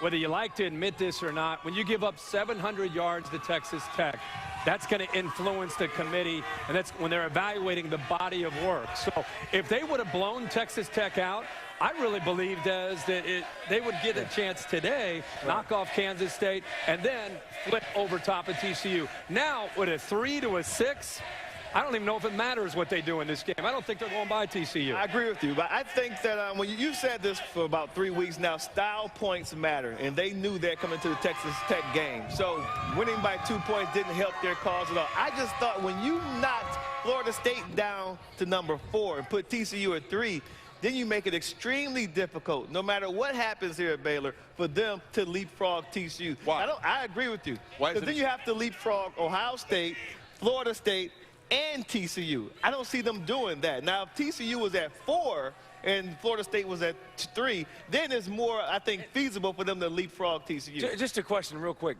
We talk about style points. What about TCU versus Kansas? I know. I mean, that's also a game that we're sitting there, you're going, I think, what the heck just happened? TCU's one of the best teams in the country. They should stomp out. You know, and I think that's where that's where the momentum started to swing in their favor here at Baylor. Right. And then I think they hurt themselves last week. The one thing to remember is I hear all about this is America and, you know, head-to-head can matter. One thing to remember about that, in 2008, when OU played Texas and OU ended up losing to Texas, the final vote by Art Briles, now he said he didn't vote, This is coming. Art Brau's vote had Texas at number 5 and Oklahoma at number 1. So that, and Texas beat them. So, you know, we can talk all we want about head-to-head, but that was a different set of circumstances, evidently, in 08. I don't know all about that, but I'm old-fashioned enough. Baylor beat TCU on the court. Yep. Bottom line. Yep. They beat them. It's like a heavyweight championship fight. If one guy beats the other guy, he's the heavyweight champion, right? Yep. That's it. No, what I don't understand is why are they waiting for that to kick in? Yeah. No, when Alabama sat at number 5, Mississippi State was number 1, and they beat Mississippi State, they didn't keep Alabama at 5. They moved them up to number 1 because they beat them head-to-head that week. So why are you waiting now the resume's to not use even this? close. The resume's not the same. And the resume's not even close. That's why they're not close right now. But that shouldn't matter if you're just going week to week who wins games. You know what I mean? Like, why are you waiting to the end to use the head-to-head? That doesn't, to me, that matters. They're saying resume didn't matter. Resume. Potentially this win over Kansas State, which the committee has very high in the top 10, is the best thing on Baylor's resume, as well as the TCU win. So yeah, so obviously it would matter. You add another notch on your belt to beating a top 10 team, then you start look at their resumes and they become very similar. We didn't ask Jeff about it because I think the assumption is that even though they keep winning and keep dropping, that Florida State's sitting there at number 4. If they beat Georgia Tech and win the ACC title, there's no way you can exclude them. What was your reaction when you saw them at number 4, though? Wait, number 1. They're the number 1 team in the nation for one reason. They won all their games, and that's pretty tough to do because nobody has done it except Florida State, right? So is there too much of a concern with resume and style points in this new era? And there's a new resume thing. It's called quality loss. They need a quality loss to move up. Exactly. In fact, I'm worried if they win, they're going to move to number 5. They might move the close wins aren't working. They need a quality loss. They need a quality loss. I understand exactly what you're saying, but I don't think they should be number 1 because I think you also have to talk about quality wins. And I think Florida State deserves a lot of credit, and there is no way they should be out of the top 4. They won't be. No way. It would be criminal if they're out of the top 4. But they haven't looked like the best team in the country. And if we go back to the BCS era, 2012, if we have another situation like that where you have a team like Notre Dame that runs the table, but you clearly see that it's not one of the best teams in the country, do you want that team in a Final Four? Or do you want the Would you put Florida State in that category with the you would never put Florida State in Notre Dame category. Put them in the category because you don't have a dominant team, though. You know what I mean? They may not be the best-looking team, but we don't have a dominant team. But that's the same team, I'm saying, in the category if they flirted with teams that weren't very good. And that's what Florida State's done. We've seen them 6 times. Florida State's one of the best 4 teams in the country. I think they are. Yeah, without a doubt. If they win, they're in. They're fine. Chris Felica, we went to Miami. I don't know if it's apropos or not, but everybody's worried about agendas and potential agendas, perceived agendas. You don't think Florida State, Chris Felica, as you sit there, belongs in the bracket undefeated? They absolutely do. Oh, okay. What I'd like to point out with what David was talking about, the 2012 Notre Dame thing, if you compare the resumes, and you're saying that they weren't even close, Notre Dame had a better resume than Florida State did this year. Notre Dame in 2012, I'm reading right here, their strength of record was 1, 7th in the game control. I know you don't want to look at it. Strength of schedule was 12, much better. Notre Dame was more impressive than Florida State was this year. But Florida State absolutely has nothing to worry about. They're in. If they win today, they're in. Hey, Chris, you talk about Notre Dame and Florida State. 1993 was another example of a head-to-head. We were there the very first college game day. Florida State beat, or lost to Notre Dame head-to-head on the field. Head-to-head didn't seem to matter to the pollsters who gave the Noles the national championship over Notre Dame. Chris, another examples of head-to-head when it hasn't been as important in the BCS era anyway. Well, the 2000 Miami, Florida State, the 2008 Oklahoma, Texas. I mean, 78, you had Alabama and USC where the loser wound up winning the AP national title as well. There have been a few. So it hasn't always been the end-all. What's your top 4 before we go? Florida State, number 1. Oregon, number 2, because he lost to number 8 team. Alabama's number 3 because he lost to the 14th team. And the best team I've seen this year, Ohio State. Best team I've seen? Best team I've seen in person was Ohio State that night against Michigan State. I would have Bama, Oregon, Florida State, and TCU going into today. And the asterisk with Ohio State, I'm anxious to see how they play without J.T. Barrett. If they play well, this TCU-Baylor debate maybe is moot, and Ohio State moves into 4. That's true, too. I would have Alabama, Florida State, Oregon, and probably TCU. Yeah. I have the same, but I would have Baylor in the 5th spot. I would have Baylor right behind TCU, and then if they beat the number 9 team in the country, they have a chance to move up to the number 4. What's interesting, if they're not upsets and Ohio State does win, that would be a mild upset over Wisconsin. The question is, and you guys have both alluded to it, 0 potential Big 12 teams in that bracket if Ohio State moves up. The other scenario is if there are upsets, would the committee consider having 2 Big 12 teams, both Baylor and TCU, if there's some carnage in front of them? If Ohio State and Florida State were to lose, that's pretty much a slam dunk. Hey, how about both this? Of them would be in. If Alabama lose, we have no SEC teams in it. We're going to ask Saban about that. Mr. SEC Pollock, Alabama loses a conference championship game, neutral field, 2-touchdown underdog Missouri. Was Missouri have a better case than Alabama? Does Alabama have no case in the playoff? Missouri has no case regardless. No case regardless. You lost to Indiana, and you got. But what about Alabama? And you got beat 34-0. No. You would have just beaten Alabama. Alabama has a better case than Missouri. Awesome, thank you. That was a great job. But you got stomped out by Georgia, and you got beat by Indiana. Neither team has. No. And then that's the big controversy. The SEC will want a team in there. If they don't get one, they'll boot 8 teams. This year, 8-team playoff this year. Yeah, next year. We're going to change it right now. They wouldn't deserve a team in there. That's just the way it is. Isn't this more fun than just 2 teams? Absolutely. Chaos. 8 teams would be more fun than 4, but it's pretty good. Look at this. They want chaos. They want chaos. They got it, too. They got it. In a big way. This seems pretty chaotic, so I guess they want lots of opinions. Coming up, more on College Game Day. We talked about Saban and getting involved in his conversation. And Gene Wojciechowski has the story of a team that's not in the conversation of the playoff bracket, but, Gene, it's a story of power and politics and money at UAB that may have a very sad ending for them. Well, Chris, this should be a time of celebration for UAB football. They're bowl eligible for the first time since 2004. Home attendance has more than doubled since last year, and yet UAB coaches are looking for new jobs, and the players are looking for new teams, all because of a decision that blindsided a program that thought it had finally turned the corner. We have made the decision that the 2014-15 academic year will be our final year of competition in football, rifle, and bowling. We've just come from meeting with our coaches and students and sharing this information with them. As you might imagine, a great deal of passion and emotion was exhibited. I have a wife, a 3-year-old son. My son asked me last night, Daddy, what are they going to do with their program? And you telling me because the numbers didn't look right? It's 18-year-olds in here, 17-year-olds.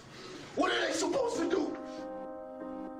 UAB President Ray Watts helped pull the financial plug on football, saying the school could no longer sustain the cost of the program. Rumors had become reality, and reality became rage. This guy had 3 surgeries last year. I can't tell you how many surgeries this people have gone through, man, to play for this team, to put all these colors, to put this emblem and represent college football.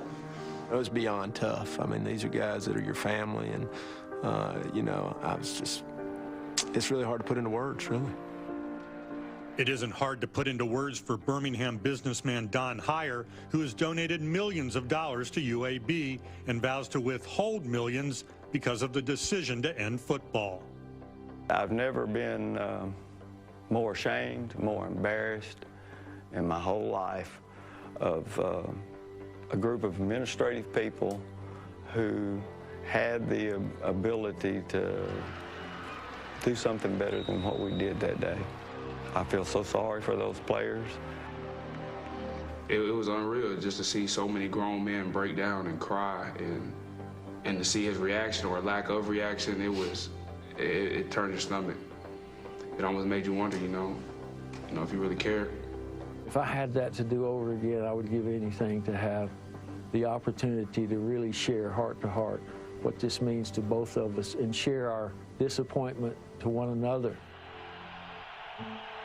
3 days before the program was eliminated, the Blazers beat Southern Miss for their 6th win, tripling its total of a season ago.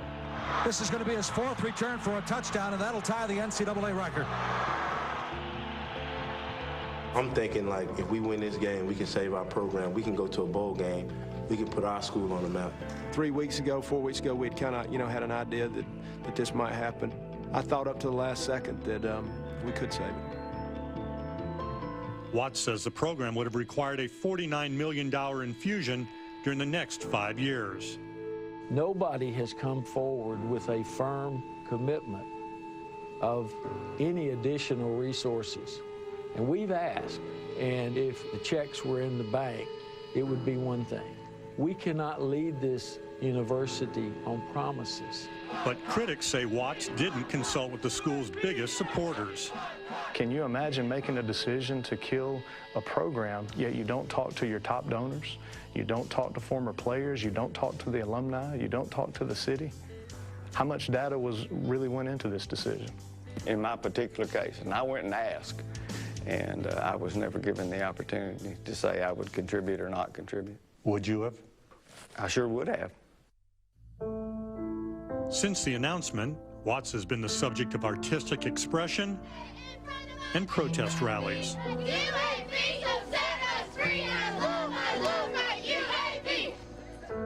If Dr. Watts were sitting where I'm sitting, what would you guys say to him? Stand up, do what's right. You know what's right. Fix this. For UAB coaches and players, all that remains is a slim hope of a bowl invitation. Deep ball has a man. Touchdown! In my heart, I still think we can fix this program, and maybe that bowl game can help. Maybe everybody in the world seeing UAB play one more time. Give us a chance. Will give us another chance. Just one more time being able to play, that'd be my Christmas. Supporters said they went to Ray Watts and had certified checks, certified pledges for $5 million, and they said they could raise more if they would get a commitment that the program would remain in place. They said that they did not get that commitment. And Chris, while we were there filming those interviews, coaches from around the country were flying into Birmingham. One coach told me it was a coaches convention at the Birmingham airport. They were camped out outside academic buildings waiting for those players to recruit them. Even in the football facility parking lot, it was a surreal scene. Well, Joe, thank you. That is a footnote. Doesn't take long for coaches to try to go spot talent. At least the players will have an opportunity to play football, go somewhere else. But boy, without knowing every detail of that story, and it's a complicated one, you feel for those guys who are screaming and yelling and crying. Yes. Standing UAB here, by the way. Here. It's an example of politics really just destroying collegiate sports, the behind the door dealings of collegiate sports. And those young men, they suffer because of it. That should never happen in a program like that, never. I think it's a great example for fans at home to get caught up in the who should be in the Final Four about what college football is really about. To see the emotion, the passion from these players standing up, talking to their president about what this program means to them, what playing football means to them, representing their school means to them. That was a great testimony to me of what really college football is all about. And it's a business, it's in the money. Yeah. It's in. But I tell you what, something behind the scenes is working there. Yeah. Mark my words, it'll come out sooner or later. All right, well, you said it in different ways. What college football is all about. Some positive things, some negative things as well. But yeah, in the spirit of contributions that will not be made in respect for that story, I will not contribute $100 to the guy who gets this question right, if anybody does. But you know how rare that is to cancel an FBS or Division 1A program? You know the last program that canceled football? Xavier. No, that's not what I'm looking for. Oh, no. Do you know what Pete Carroll's alma mater is? Pacific, yeah. California. That was the last program. It was not FBS. It was Division 1A at the time that canceled football. That's how rare it is to do what was done at UAB. Wow. I thought it was Xavier because when I was in Indiana, I went and got myself a defensive tackle from Xavier. From Xavier. That's me. So if you're still coaching, you'd be flying right into Birmingham. Exactly. Get corners in here. Get a corner. No, you check what you need. And you check what you need, and you say, "Hey, I got that guy." Yeah, exactly. Well, we wish the best for the players in that position if they want to continue their careers, and if they don't, wish them the best at the rest of their career at UAB. A tough story. You didn't think you'd hear fans in Waco, Texas, chanting UAB on a Saturday morning. They will not be chanting TCU, that's for sure. Kickoff coming up on ABC. We'll get to that game in a second. Kickoff tonight in Indianapolis. Cardell Jones and the Buckeyes. What does this inexperienced but talented quarterback have to do to get the win and perhaps convince the committee? What does Gary Patterson Boo. I'll give him a head start. There we go. Committee has a number 3. They know nothing less than a huge win against Iowa State will do. What does Baylor have to do? Is there room for both or none in the bracket? Gameday coming back.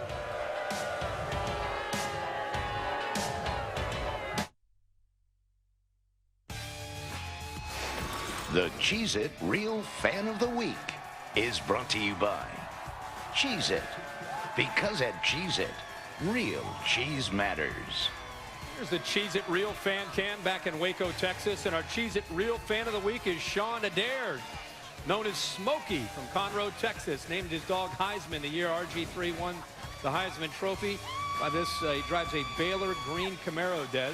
Smokey. And been to every home game for the last 5 years. Is that an unsanctioned mascot? Is he just doing his thing there? Yeah, I guess. Just by Smokey. All right, Smokey. We need to unmask Smokey. The College Football Home Depot Award show Thursday, 7 o'clock Eastern Time. Melvin Gordon, of course, a favorite, you have to say, for the Doak Walker Award, which will be rolled out. Yeah. Could he be a Maxwell Award finalist? Heisman Trophy finalist as well. He'll be on display in Indy tonight for Ohio State. Meanwhile, the question, can Cardell Jones lead an Ohio State offense to do what Braxton Miller, what Carlos Hyde, what Corey Brown, what an offensive line that currently has 3 rookie NFL starters could not do a year ago, which is score enough points to win a Big Ten championship against a very stout defense in a pressure situation. We talked earlier, Jalen Marshall, Zeke Elliott, they got to make big plays to take the burden off of that young quarterback. Vegas aside, Ohio State will not feel like underdogs against Wisconsin. They beat them 3 in a row, but all by 7 points or less, and 6 of the last 7. Melvin Gordon, already the Big Ten single-season record holder for yards. He's fresh. He told me he's driven to make it a special punctuation to a special season. Gary Anderson, very aware of the challenge, regardless of who plays quarterback for Ohio State. They are very talented. There's speed all over the field. They are a matchup offense. They will try to create mismatches. It's not really how we think we match up. It's making sure that we do our best to get ourselves in the best matchup. So that's going to be a big part of the football game. Cardell Jones, and it's up to him for Ohio State. Jones turns it upfield. He's a big kid, number one. He's very athletic for how big he is. I've seen him hurdle people that big, and we can't get in a position to take poor angles or, quite frankly, just flatten his tackles because he's such a big kid running the ball. Wisconsin's defense has not always faced the toughest competition. Let's keep it real. But look at how they rank in the FBS in these categories. They have more 3-and-outs than any defense out there. They really do a tremendous job of limiting plays of 10-plus yards. Ohio State has been excellent with explosive plays. At least when Barrett ran the show, Wisconsin's defense certainly has been strong in that department. Meanwhile, the Buckeyes arrive after a very trying week on several fronts. Today, they will remember former teammate Costas Karageorge with the number 53 sticker on their helmets. Karageorge found Sunday, a day after he was supposedly going to suit up for his final home game against Michigan, dead from a apparent self-inflicted gunshot wound. So for a team getting ready for a big game, it's a motivational challenge, certainly as they deal with the grief. Back to Quint Kesnick, who's with Urban Meyer. Coach, how has your team responded to the emotional wave that comes with losing a teammate in Costa Karageorge? Oh, it's horrible, but I've made this comment before. This is a very close team, and I learn more from our players than they'll ever learn from our coaches. You know, players are so, especially this team is so close, and to see the way they react, they love the player we lost, Costa, and we played tribute to him on Wednesday with to see the family, and it was just a tough situation, but tough situations sometimes even brings teams even closer. What have you seen this week specifically in practice from Cardell Jones that indicates that he's ready to play a winning game? Execution of practice. He had a very good Wednesday. Tuesday we call them bloody Tuesdays because we give him bad looks and make it very difficult. But the best thing I see about Cardell Jones is what's around him. You know, he's got an offensive line that, you know, I don't think we're in the best in the conference yet, but we're on our way. Much improved. He's got stands right next to a 1,000-yard rusher in the backfield. 2 very good tight ends that I think both will play in the NFL. And then you got a group of receivers that are much, much improved. So quarterback's always a product of those around him. Thanks, Coach. Chris, back to you. Quinn, thank you. So lots of subplots in that game and a very different motivational backdrop. Before the Michigan game, you know, it was Urban Meyer playing LL Cool J. It's time for war. Exactly. On a continuous loop. Always shine brighter when I'm under attack. Might be down for a moment, but I always come back. Interesting choice of interesting choice of songs there from LL Cool J. But boy, it couldn't be a different, you know, backdrop for this game than last week. Yeah, and now they find themselves in an underdog role with the loss of J.T. Barrett for this game. It's been talked about all week with Cordell Jones. One thing to remember about this matchup is Wisconsin's defense has been outstanding, and they play a ton of man-to-man coverage, and they crowd the line of scrimmage, which could play into the hands of the Ohio State offense. There's the Home Depot coach's playbook. Remember the Michigan State game for Ohio State? Michael Thomas, there's the man-to-man look, gets separation, which would be big today for Cordell Jones, making easy reads. If his receivers can beat man-to-man, they've got to win on the outside. Thomas 3 is a guy to keep an eye on. Also, Devin Smith. They move him around from the outside into the inside if they can find a matchup to their liking here against a safety. Again, the straight speed, one of the fastest players on their team. Cordell Jones loves to throw the deep ball. And here's the wrinkle. You'll see number 17, Jalen Marshall, the H-back, former high school quarterback out of Middletown, was recruited to play receiver, but he comes in to run the Wildcat. He's done it all year, even with J.T. Barrett. Now with Cordell Jones at 6'5", 250, they lose that elusiveness from that position, so you'll see that wrinkle. So I think Cordell Jones will play very, very well. I think they'll keep it simple for him. I think a lot of downfield passing, and then they'll mix in Jalen Marshall. And I don't know about you, but when you put Urban Meyer in an underdog role with a lot at stake, chances are he's going to find a way to get it done. I like Ohio State to win a tough boy. Wisconsin has a nationally ranked defense, but watch that offense led by Jalen Marshall. He's an athlete. He can run, he can throw, he can catch, and he's a punt returner. I think, Desmond, he's the difference in this game. He will win the game for Ohio State over Wisconsin. He may be the expert. Marshall is the key. I agree with you. I agree. You know, you look at Wisconsin's offensive line. I don't know if they can really affect Ohio State's defensive line with zone blocking. I think they're going to have to go to gap blocks. I'm going to show you exactly what I mean. When you go zone blocking scheme, you need to get the double team up front on the nose tackles and then work your way up to the linebacker right there. Since they couldn't get up to the linebacker, watch how he hits Melvin Gordon. That's Ohio State's defense. I think Wisconsin's offense is going to have to go down block and then pull a guard or an H-back like they're going to do right here. You're going to see 54. He's going to pull around. He's going to get a linebacker. And then watch the left tackle, number 61 right there. Both guys are getting to the next level, and this springs Melvin Gordon for a big run.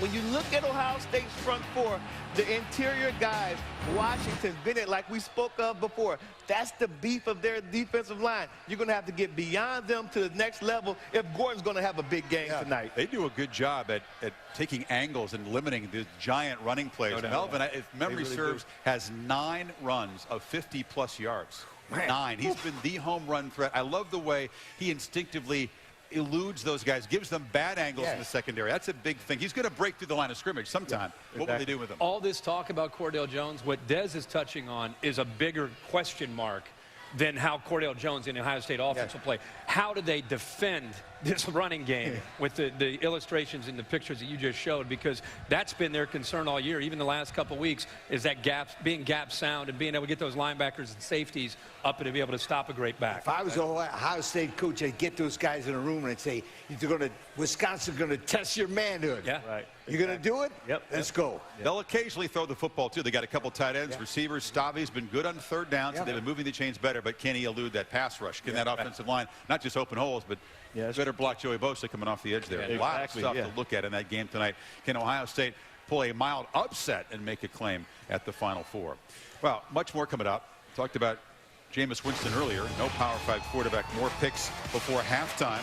George Whitfield dissects what's behind Jameis' struggles and if he can correct those tonight against Georgia Tech. And Mr. Corso has never gone with the Baylor headgear yet. Yet is a big word today. Will today be the day, or it's going to be Willie the Wildcat? College Game Day, built by the Home Depot, is brought to you by Coke Zero. Show us how you count down to game day with #CountdownToZero. Cheez-It Grooves, because at Cheez-It, real cheese matters. And Heineken. Open your world. Enjoy responsibly.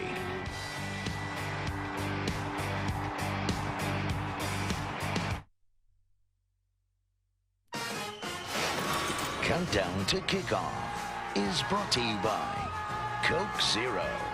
Show us how you count down to game day with hashtag Countdown to Zero. Folks, up in Section 0 as the sun has come out here in Waco. Beautiful weather expected tonight. Unseasonably warm for Big 12. Rainy in Charlotte, where we'll be tonight, primetime on ABC, Florida State and Georgia Tech for the ACC championship game. Showers off and on today. Chances lessening after halftime as Georgia Tech tries to pull the mild upset, get to 11 wins. Both teams coming off emotional victories in rivalry games. Both coaches say still plenty of energy. The teams are charged up. For Jameis Winston, his week included the long-delayed hearing in front of a retired judge presiding over the student code of conduct matter of accusations of rape in December of 2012. Hearing about 10.5 hours over Tuesday and Wednesday, Winston read a statement on his account of the events that night, would not answer questions. His accuser appeared separately. A timetable is somewhat defined now, with briefs due from both sides by next Friday, which is the final day of the semester.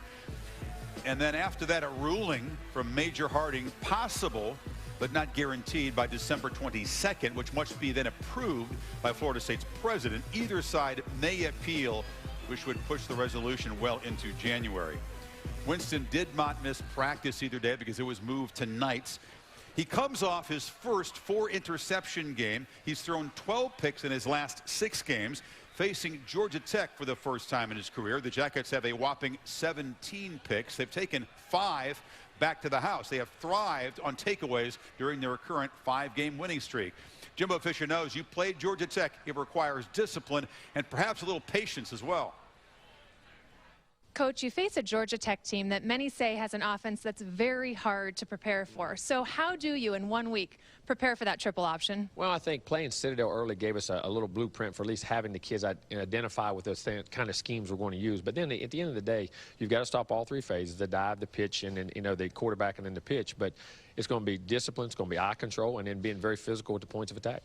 This week, your quarterback, Jameis Winston, has split time between a student code of conduct hearing and preparing for an ACC championship game. In your mind, how has that affected mindset and preparation?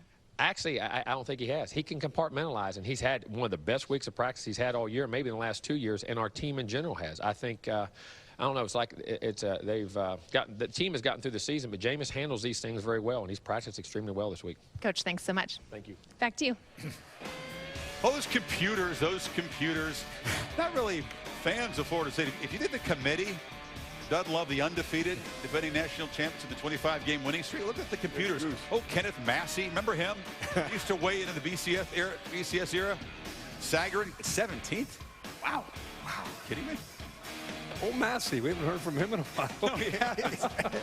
Tonight's quarterback matchup in Charlotte, the rematch of the 05 Pop Warner Championship. Look at old Jameis there.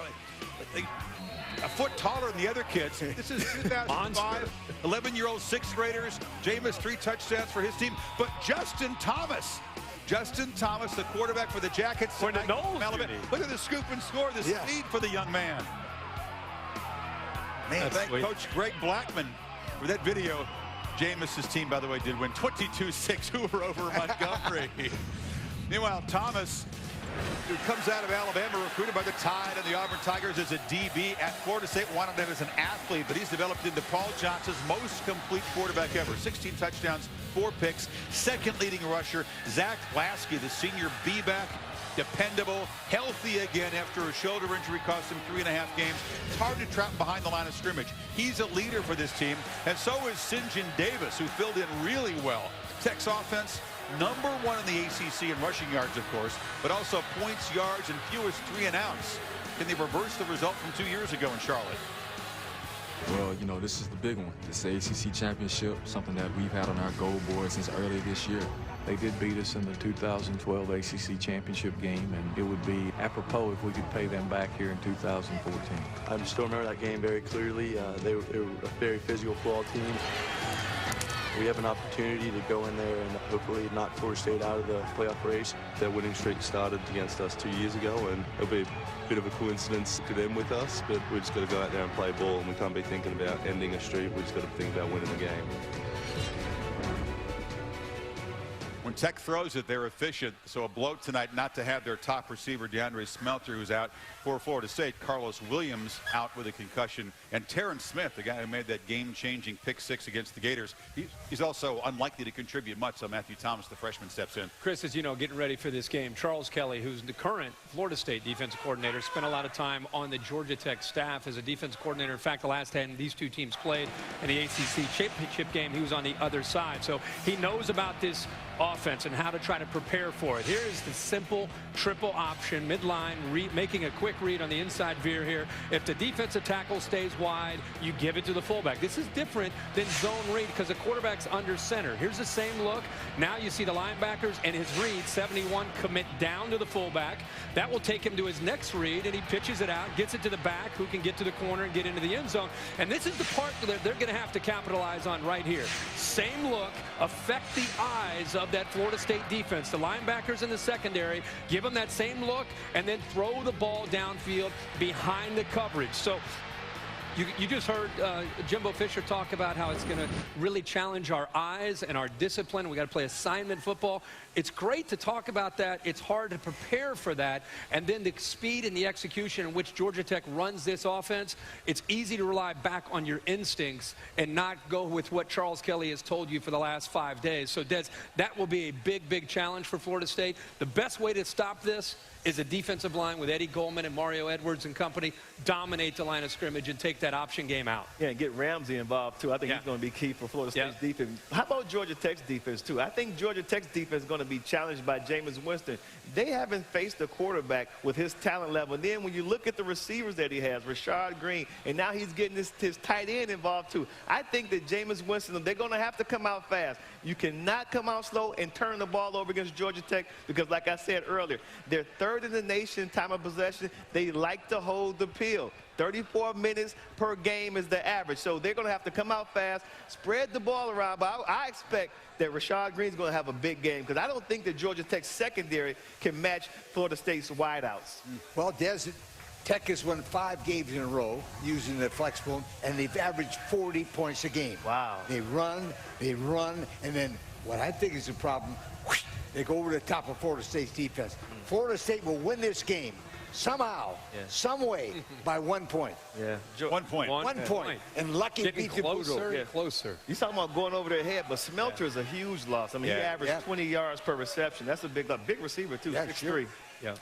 You know, the Noles, it was crucial to their chances to beat the Gators. For the Jackets to beat Georgia, that was enormous. Great scene with the fans in Atlanta welcoming the buses who came from Athens back down there. They still got plenty of energy left, they say, to perhaps knock off Florida State. Paul Johnson, by the way, just this morning they made it official, rewarding him with a new 4-year contract extension going through the 2020 season. Awesome. Every couple of years they say, let's get rid of that flex bone. That's outdated. Then he comes back and they win the division again. And they, exactly. Keep it going.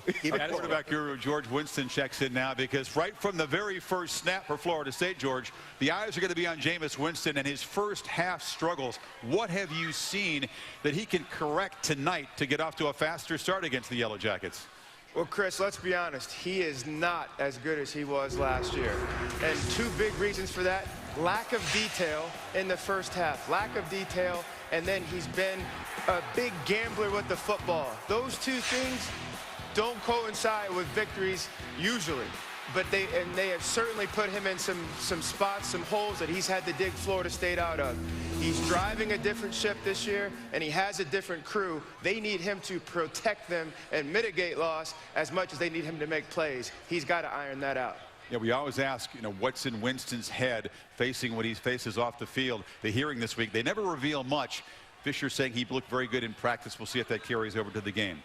George, another guy you work with is Baylor's Bryce Petty, as this crowd wakes up and cheers here. We talked to Bryce the other day. He's a 23-year-old graduate student, a very mature guy, a tough guy who's played this year through a couple of fractured vertebrae. He comes off a concussion. How quickly are they looking to get the ball out of his hands? And take us through how you work with him on those perimeter throws.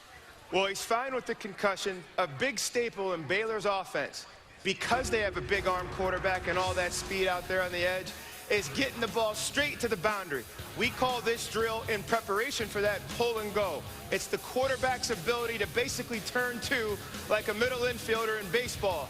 How fast can you get up, produce the ball, and get it to the edge? The faster you can do that, and you see here by the clock on the animation, if you can get that, you give your guys a chance. You eliminate the defenders in the box from getting a chance to make their way over in pursuit, and your receiver has a chance to make a one-on-one play and get north. Baylor does that. That's Coach Montgomery and Coach Briles' system. That's a staple. That's why they've had so much success. That's why they'll have a big win tonight. Oh, a prediction from George. All right. He had three big passes over the Cats last year. So you know K-State's going to sit back, prevent the big play. They're not a great pass rush team typically. We'll see if they can get in Petty's head. You talk about a guy who came here. He was telling us the other night, they were happy to get into the Texas Bowl to take on Illinois. They lost the game. That's where he's come in his career. Now they're trying to win a conference title for the second consecutive year and perhaps get in the playoff. What a job. Art Briles and RG3. Absolutely. Thank him. Now we'll talk about the crazy things that happen sometimes on Championship Saturday, what upsets might lie in store later this afternoon. And tonight, predictions, of course, are ahead. Crimson Tide trying to dodge the Tigers upset trap in Atlanta. And we will visit with Nick Saban coming up. More from Waco as we build toward the prediction segment of the show. George gave a pick.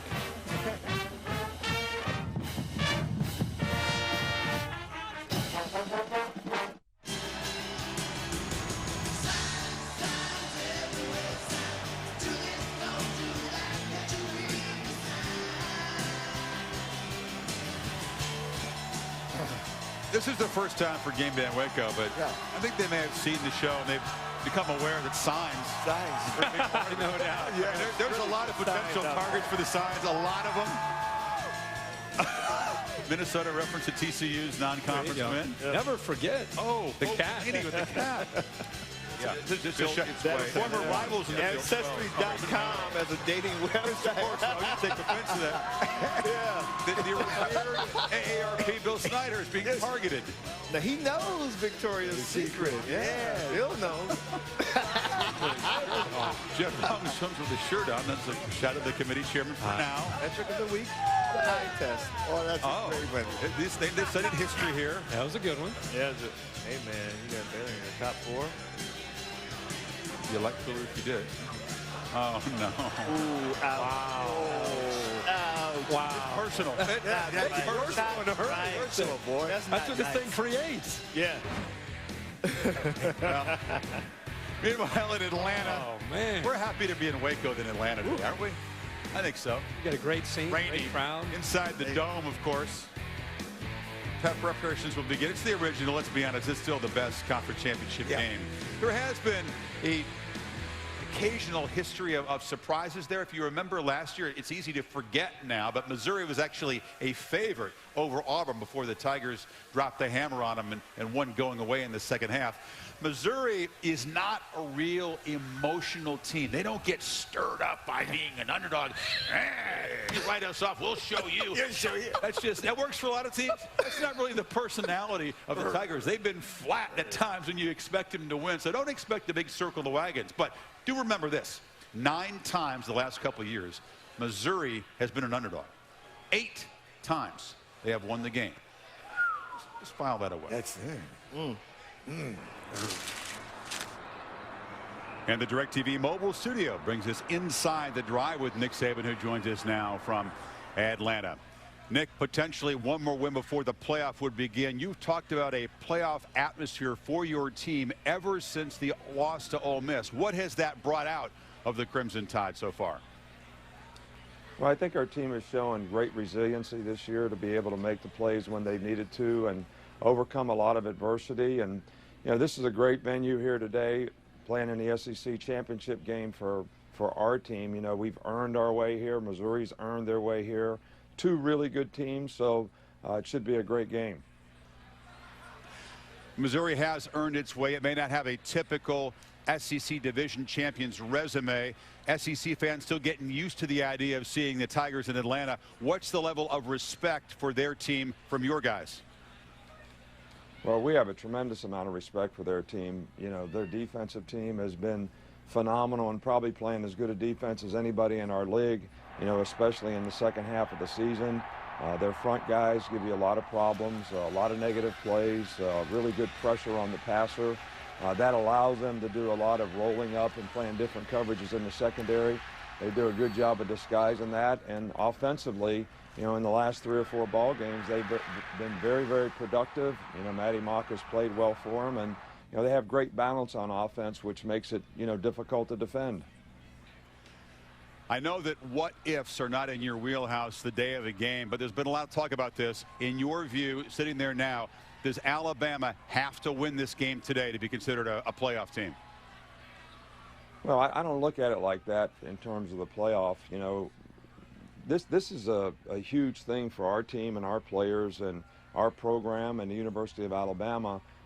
You know, we still feel like winning the SEC is, you know, a real accomplishment for any team, and it's certainly something that, you know, our players, you know, visualize through the course of the year that, you know, they want to win their division and they want to have a chance to play in the SEC championship game, and I think that's really what we're focused on right now, and I think it'd be really important to us if we can play our best game today so we give ourselves a chance to do that. All right, Nick, we appreciate it. Thanks for your time today. All right, thanks, Chris. David, I took a swing with that question there. What if Alabama loses? I didn't expect much of an answer. Let's talk about this Crimson Tide offense. All of us with the last name Fowler could not be more proud of Alabama's fullback in the way he's played this season. Yeah, there's a lot of big names with Blake Sims and Amari Cooper and TJ Yeldon, and you talk about that all the time. But how about giving love to the fullback? The big man does a great job blocking. I mean, you see him come downhill and hit the safety. Get some of that. I mean, he's a 250-pound fullback. Really does a great job, physical at the point of attack. Look at him also slip out in the back. So you block on the inside on the safety. You get on the outside, you can block on the perimeter. He's very versatile piece that they like to use. And then how about this? He's hammered you. They sneak him out of the backfield, throw him a bone, throw him a pass. He runs the football. He catches the football in the backfield. But most importantly, he's one of the best blockers and one of the best fullbacks in college football. Hey, David, this Alabama offense has been one of the great stories this year in college football with the way they've spread teams out. Blake Sims has become one of the great individual stories, along with Lane Kiffin as an offensive coordinator.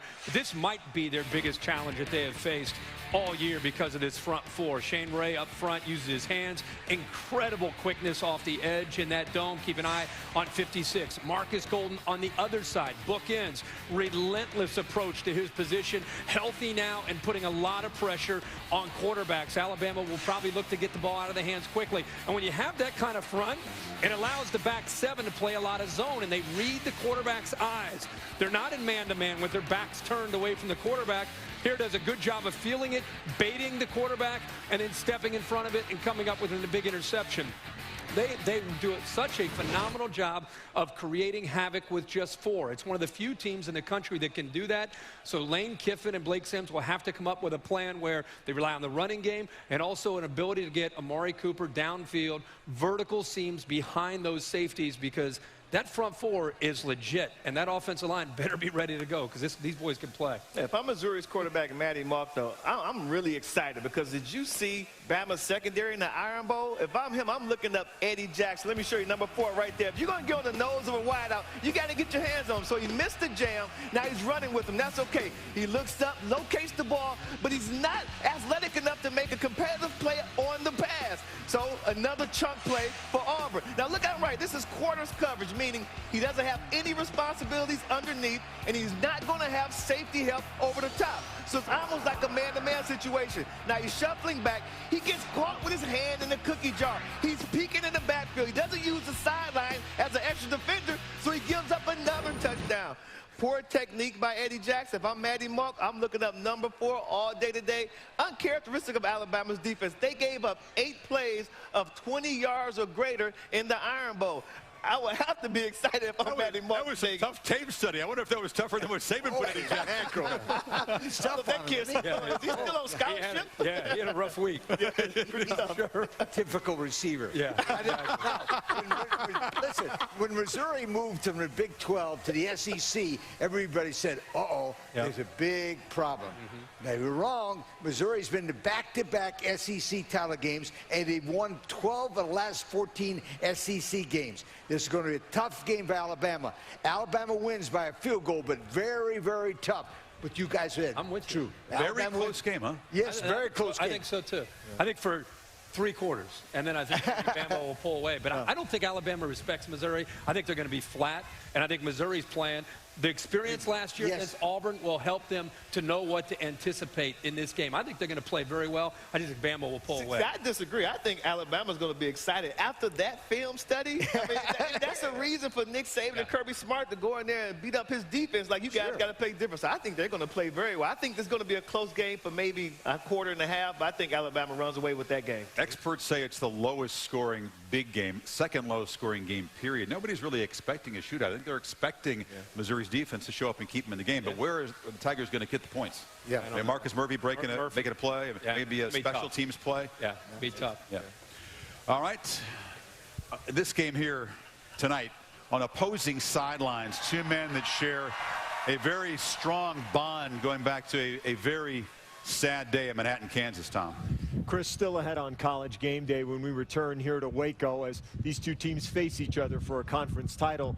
2 teams and 2 coaches share a much deeper connection. Baylor's Phil Bennett and K-State's Bill Snyder going back 15 seasons ago to a terrible moment when one coach needed another. My life had come to an end. He motivated me to do things I didn't know if I was capable of doing.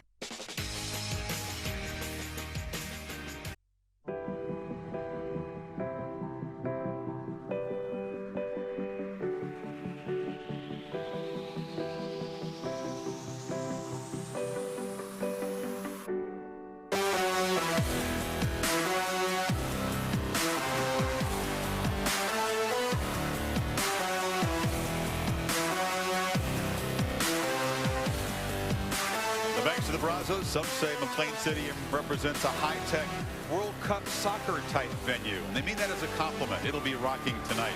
On Championship Saturday, this game will be prime time on ESPN, 7:45. You got to have a clicker handy or a few television sets on Championship Saturday to eyeball all these games with playoff impact. One of the subplots in 2 different games is a protege coaching a defense, Tom, against his mentor. One of them will be in Charlotte, where it's Charles Kelly coaching Florida State against Paul Johnson's offense. And one of them is here is Phil Bennett coaches the Bears defense against Bill Snyder and K-State's offense. I'm not sure mentor-protege begins to describe a relationship between those 2 men, though. I think in this case and in this game, Chris, it goes much deeper. Phil Bennett is in his 36th season as a coach in college football, his 4th here at Baylor. But if you go back 15 years ago, it was his first season with Kansas State. It was a place his wife Nancy was looking to call home, a place she called a great adventure. But 15 seasons ago, Phil Bennett's family and his life changed forever in a place that still remains in Bennett's heart. Let's go, let's go. Practice with a purpose. Lot on the line. I want to come up and I want to reroute him which direction. You got to take off and cover that. Got that? All right, come back. It's easy to hear him. Let's go, let's go. And to see him. But to understand why Phil Bennett is still coaching, the answer isn't only here at Baylor. The answer begins at Kansas State with 1 terrible moment and 2 strong coaches. He saved my life, and I don't say that just lightly. When he talks to his team about family at Kansas State, one thing I can tell you, they mean it. We were awfully close friends, and I didn't do anything Phil wouldn't have done for me. Phil Bennett's life was full when he arrived in Manhattan, Kansas 15 years ago. Married with 2 young children, he and his wife Nancy had already been at 6 schools before Bennett took the defensive coordinator job for Bill Snyder. It was such a true family atmosphere. When Nancy got up there, she knew it. She could tell by the way that I was responding, and we enjoyed that. August 11th, 1999. On a cloudy morning, Nancy went on a 4-mile run. When she didn't return, Phil went to look for her. I saw a police vehicle. I said, "Have you seen a good-looking blonde jogging?" And his head snapped and turned and looked at me. And I just knew. Yeah, I said, "What happened?" In the only recorded lightning strike that day, Nancy was hit in the back of the head. She was rushed into emergency care. I remember going into the hospital and seeing my mom and being confused why she had, you know, black eyes and bruises on her arms, and just, it wasn't my mom. Didn't look anything like her. Her shoes had melted, the bottom of her shoes, and I knew it was bad. And just from that point on, it became a long odyssey. During that time, Bill Snyder was at the hospital every single night. He's going through two-a-days, and he's up there, as soon as practice is over, he's up there with me till 2 o'clock, and then coming back and practicing the next morning. I mean, I don't know anybody that would do that. After 17 days, most on life support, the odyssey ended. 41 years old, Nancy left behind Phil, 11-year-old Sam, and 8-year-old Maddie. I remember him waking me up and waking Sam up, and he sat us on the couch and told us that she was gone, and it was kind of like a shock, like I still didn't believe it.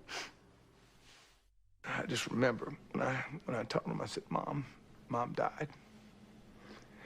They just both came and tackled me.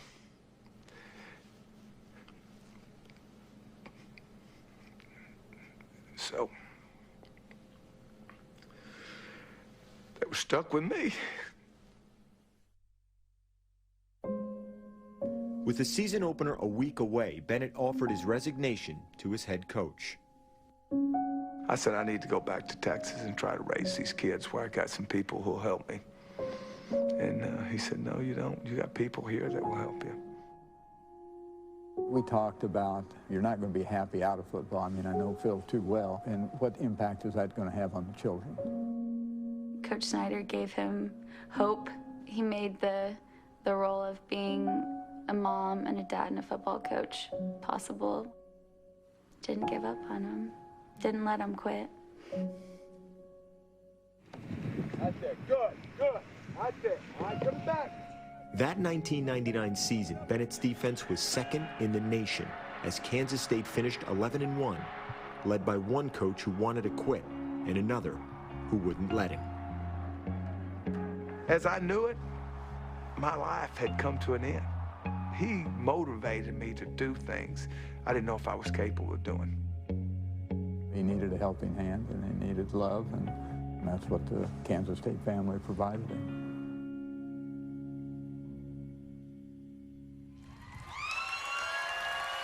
A strong man and a special family. Phil remarried in 2005 to Julie White, who was a friend of Nancy's. As for the job he's done as a father, you saw Maddie in that piece. She graduates in December from Baylor and will become a nurse in Dallas. As for his son Sam, he's followed him into the coaching profession. He's a GA at Rice. Chris, you and I had the opportunity to speak both to Coach Snyder and to Coach Bennett yesterday during their respective walkthroughs.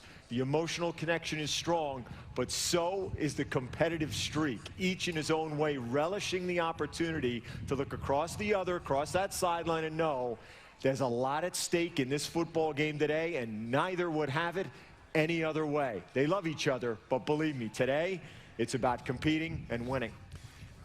Tom, that is perfectly said, and Bill Snyder, in typical Snyder fashion, downplaying the role that he played in Bennett's life. But he has complete belief that Bennett's defense of Baylor will be as ready as it can be to take on Kansas State's offense. Snyder's offense presents problems, perhaps the best passing attack he's had in a long time. Jake Waters has played through a shoulder injury through most of the year. He's got 11 200-yard games. He had a 400-yard game earlier. Curry, Sexton, and Tyler Lockett are dangerous targets. Lockett in particular, Big 12 coaches will tell you, is the #1 matchup issue in this entire conference. One more touchdown, he breaks his dad's, Kevin's, career touchdown reception record. Already broke his other records in recent weeks.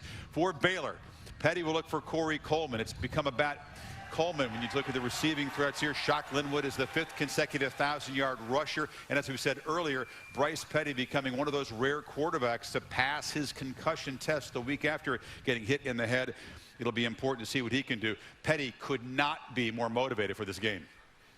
He's huge on their offense. And you watch him every week. He's always competing. He cares so much about their team. And he's a great leader for them. He makes good decisions. I think he manages the offense extremely well. He can throw the ball downfield, but he can throw all those short passes quite well. And if you try to put too many people in areas to defend the pass, and he can run the ball as well. Every time you see somebody get tackled, there's 5 or 6 guys around the ball, so they hustle each and every play, and those are guys with high motors are hard to play against because we like the tempo. That's where it's advantageous for us, and getting guys tired, and so it's almost like they don't get tired. They don't ever give up or ever roll over, and so we know we have to come ready to go, focus the whole game, and minimize our mistakes because we know they're not going to make very many. Can't be easy playing quarterback when you know the other side can possess the ball for 6 or 7 minutes. All of a sudden it's like 3rd and 4, coach, and you better make that pass. You might not see the ball for a while. Let me tell you some key points why Baylor has been such a great success in the Big 12. They can throw the football like the best of them. Petty has TD passed in the last 23 straight games, and they can run it. Linwood scored 15 touchdowns this season. He's a great runner, and they can catch it. Coleman leads the Big 12 in receiving. They got a great offense. They do it all, and they're ready to win this game. Now, remember one thing about that. I can't emphasize enough, David. They are extremely tough in that place. Yeah. They win more games and do more things in that place than everybody else. They're going to be tough to beat this week. And they usually score over 40 in this place. Yes. And I tell you what, it's frustrating as a defensive guy when you watch Baylor's offense because they put you in a tough position. What do you do right here, guys? The offensive line is blocking run. The running backs are showing run. As a defensive guy, I read my keys and I play run. Watch what Bryce Petty does. Pulls it out of the running back's back, throws it right behind me. So what do I do next? I'm sick and tired of that. I'm going to sit back a little bit. I'm not going to get beat by those routes, behind me and give up big plays in the passing game. So I hesitate. I slow play it. I make sure it's a run. Is it a run? It looks like a run. And look what happens.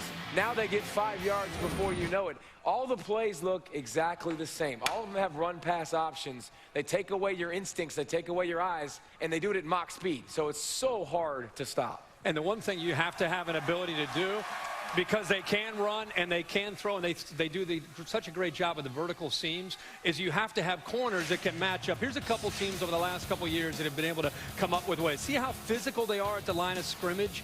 That's what you have to do to disrupt the timing. You need to make Bryce Petty hold on to the ball to have any chance at all of disrupting him. Here's West Virginia earlier this year. Notice again the corners up tight, trying to jam these wide receivers. He looks right, he sees coverage, he comes back to the left. Again, look how tight the coverage is from the corner there. Petty has nowhere to go. He kind of has to hold on to the ball. Now, in order to do that, you better be stout up front because you're expending a lot of energy on the perimeter. That means the defensive line better hold up against an outstanding running back and Shock Linwood, who's capable of doing a lot of things. So the balance of this offense is dynamic. And I don't know, does Kansas State have a defense that can match up on the perimeter and walk corners and safeties right up to the line of scrimmage and stop this offense? I don't think they do. I don't think so either, but they have a pretty good running back in Charles Jones. They use him in various ways. Watch him right here. 3 different ways they like to use Jones. He's 5'10", about 195 pounds. He has good feet and great vision. He's a tough little runner. They also like to use him in the Wildcat. Why? Because he's extremely patient. Watch how he lets his blockers get in front of him, and he goes in untouched. You have to be a patient player to let that play develop like that. And then on 3rd and short situations, they're going to use him in a screen game. Watch him because he's a very physical runner. He's quick. He has great speed, and he's a guy who they love to get the ball to out there in space. He has 12 touchdowns. 10 of them have come from the Wildcat formation, Chris. You guys have analyzed all different aspects of the game. Haven't talked much about Baylor's defense. Sometimes it's irrelevant because they just outscore everybody, but it's a defense that still the last couple of weeks, with the committee watching, whether they like it or not, that against true freshman quarterbacks has given up about 800 passing yards in those 2 games, 10.9 yards per attempt. That's a monster number. So Waters can throw it. The running back is good. Lockett, to me, those guys have to make plays. On the Sexton's great. Very underrated. Think of a patient running game. Can they make enough explosive plays? K-State. Mr. Pollack, is Baylor going to win this ball game tonight? Are they going to do enough, make a strong enough statement in doing so? I think what you said is very key, Chris, because I don't think their defense is elite by any stretch. You turn on the tape and you kind of sometimes go, ugh, this doesn't look real solid. But I think their offense is good enough in this building to get a win today. I think it's a 38-41 type of game, 38. Low scoring. It's a low scoring. Yeah, low scoring. No, not a lot of points. Well, we will see how it unfolds. A primetime ESPN game. This will be one of the primetime pieces of the puzzle. One of the noon Eastern time, 11 o'clock Fort Worth pieces of the puzzle. Trevon Boykin, who lit up the Bears but came up 3 points short here. Does he know their boat? He kind of waved his hand. And maybe he knows what what's the scene in Waco is. It'll be a rocket scene. Be ready today. A pro TC ready for Iowa State. Yeah, better be ready. Paul Rhodes always looks for those upsets. Coach Zico counting down the kickoff around the country, including Louisiana Tech and Marshall there. Rakeem Cato capping off a brilliant career against the Louisiana Tech team that is missing 5 starters because of academic issues. The student athletes had not taken care of things in the classroom. They're not eligible to play in the ball game today. Predictions coming up from Waco.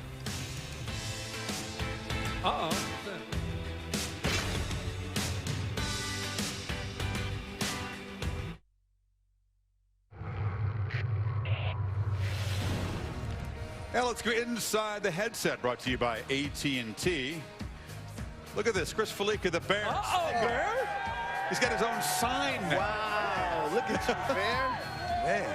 Bear, you're just sick of Bear. Big time, man. Earlier, you gave him the bear claw. I like that. You and your gang signs up there. He predicted a Baylor win earlier. Noon kickoffs here, Houston and Cincinnati. It's like the old AFC Central, Kirk. Bob Phillips, Sam Weich.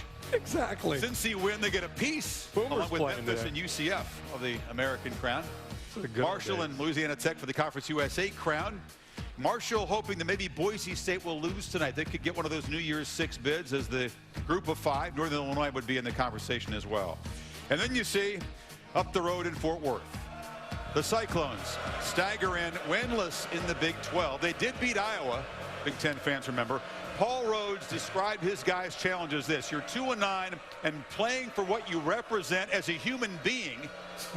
And the other team wants to score 100 on you if they can, that's for sure. Iowa State won its last visit to TCU. It was Trevon Boykin's first ever start at quarterback. A lot has changed since then. By the way, Rhodes says that Boykin is the difference maker, and without playing TCU, he gives the Frogs an edge over the Bears, in his view, as the better team. They're getting into a frenzy. Gary Patterson will consider TCU co-champs if they get the win, hoping his alma mater, K-State, can give him some help here. He's with Tom Luganville. Well, Coach, the College Football Playoff Committee bumped you guys to number 3 last week. In your estimation, is this game about winning or winning with style? Well, for us, it's about winning. I've been saying the journey all the time. Obviously, you know, you have to do what you have to do, but it's for us, it's about winning. You got, conference title. You can't share it. 2 good teams play tonight, Baylor and Kansas State. Like both of them, they're Big 12 schools. So for us, we got to go win. We got to show the world that we're a good football team and we deserve to be in there. And we'll find out today we can do that. Coach, you had a scare against Kansas a couple of weeks back, and sometimes in the coaching profession, the most difficult thing to do is to prepare your kids to play against an opponent that they should beat.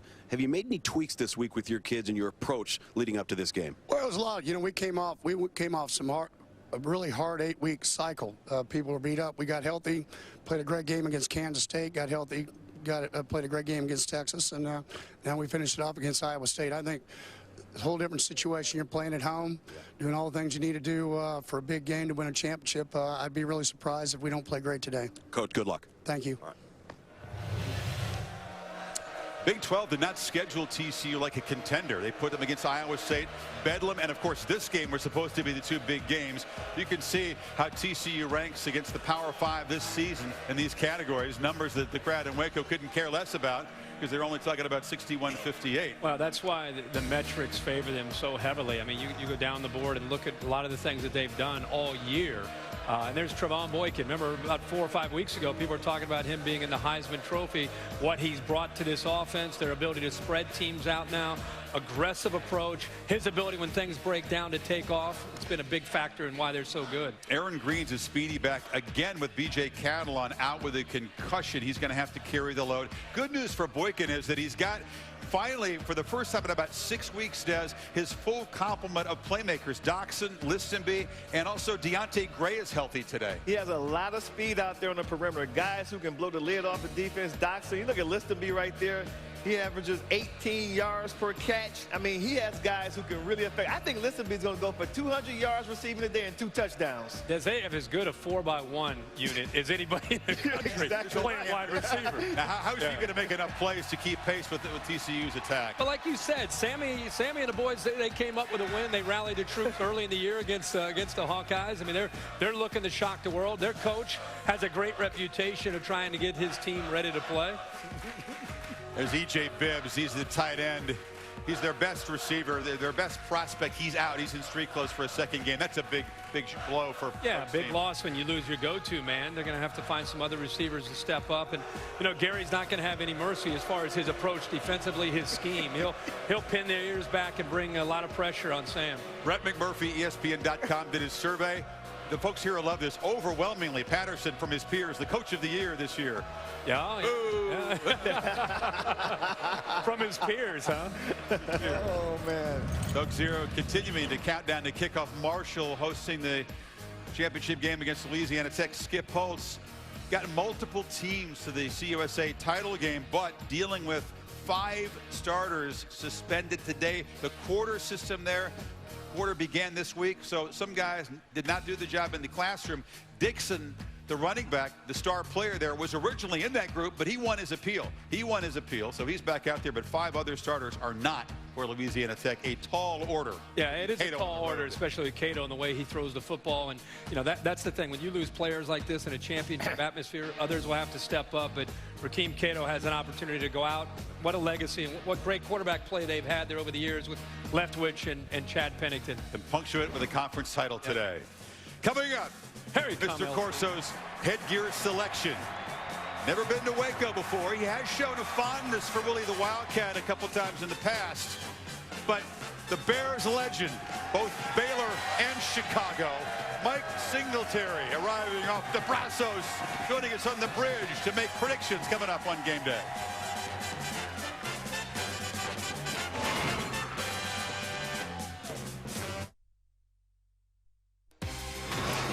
College Game Day is built by the Home Depot. Share your tailgate tales with the Home Depot using hashtag Let's Do Game Day. And in part by Night at the Museum 3, Secret of the Tomb, December 19th. And Dr. Pepper, always one of a kind. Let's go back to the grill there. I like the lunchtime almost before we get to lunch, though. Saturday Selections brought to you by Chevy Silverado. You can play virtual Saturday Selections online, ESPN.com. Search Chevrolet. Glasses is fired up down there. Here in Waco for the first time. Look at old number 63. Ooh. Bears legend Mike Singletary. Before, of course, he went to the Chicago Bears, changed to 50, and terrorized offensive players for many, many years. Few played this game with more heart and more intensity. We are honored to have Mike Singletary here in Waco, Texas today. Great to be here. Good to be here. We'll get to the main event, Mike, in just a second, though. But we're going to start with Houston and Cincinnati. Tuberville trying to get a piece of the conference ground against the Cougars at home. I like the Bearcats. They average 35 points a game, second in the conference. I like Gunnar killing that offense. I'm going Cincinnati. It's like the old Oilers versus Bengals. Well, you know what? I'm going to go with Houston. I'm from Houston, so I'm going. There you go. He's following his heart. Not so fast, Mr. Linebacker. Bearcats winning at home by a touchdown. I'm with Des. Gunnar Kiel. Bearcats going to win 9 games this year if they win today. I like UC as well. Now, West Conference Championship game, Fresno State and Boise State. Broncos trying to win and also perhaps get that New Year's Six bowl bid, which would be nice for them. They beat them earlier by 10 points. I think the Broncos will beat them again, this time by 2 touchdowns. Two touchdowns. I got Boise. Yep. On the blue rug. Yeah, on the blue carpet, exactly. Got to go with Boise. Yeah. Fundamentally sound football team. Got to go. Right. That's a reason. Blue uniforms and a blue turf. They win and they get Fiesta Bowl. They're going Fiesta Bowl. I agree. And how about the job Brian Harson's doing there in his first year taking over that program? I agree. They win and they get into one of the big bowls. Lee says Fiesta Bowl. That'd be great.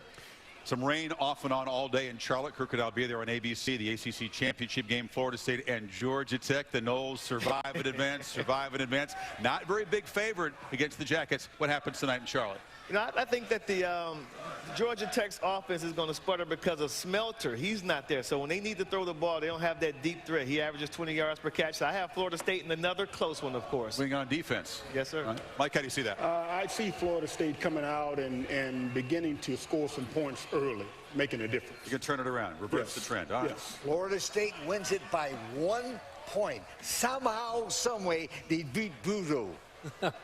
SEC championship game. Alabama is a 2-touchdown favorite against a Missouri team, as you mentioned earlier, has a strong pattern of pulling upsets when they're underdogs. I tell you what, I think that Nick Saban showed that defense, that film from a week ago, the Iron Bowl. He's going to have those guys fired up. I do like Missouri's defense. I expect a competitive game, but I got Alabama beating Missouri. There was no defense in the Iron Bowl, Mike. What about today? I got to go with Alabama. I think they're ready to go. I think they're primed to take it to another level. That's a great pick, but it's going to be close. Alabama, field goal. I don't think Alabama respects Missouri. I think they'll show up flat despite how they played last week. I think Missouri has the best defensive line in the country. They can challenge Blake Sims. I think Bama pulls away, but it won't be until the second half. I like Alabama to win the game. Tonight in Indy, Big Ten championship game. Wisconsin is the favorite. Melvin Gordon trying to make a statement as a Heisman candidate, but more importantly for Wisconsin, trying to win the conference title against Cardell Jones, the young quarterback for Ohio State. How will he step in, and what will the Buckeyes do? I think that Urban Meyer is going to do a great job just letting this guy go out there and play and use the weapons around him. My concern is obviously Wisconsin's offensive line. They may be without their center. It's a game-time decision. I still think that Melvin Gordon is probably the best player in that game, and I think that Wisconsin will beat them by 3 points. I don't really have a choice here.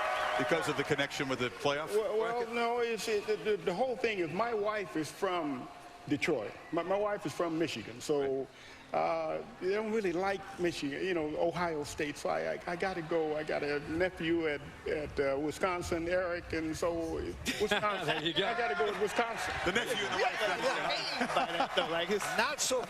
What did you just say? Not so fast. Not so fast. The guy down there. Not so fast. Ohio State. Jalen Marshall. Jalen Marshall will come in to play some Wildcat at quarterback. Urban Meyer, as an underdog, gets his team very, very motivated. I think the defense from Ohio State will be challenged stopping Melvin Gordon. But I think the big playability in the passing game from Ohio State is the difference in this game. Ohio State beats Wisconsin. Yes, sir. You can tell how they're hoping for upsets here. All the teams that are competing with Baylor.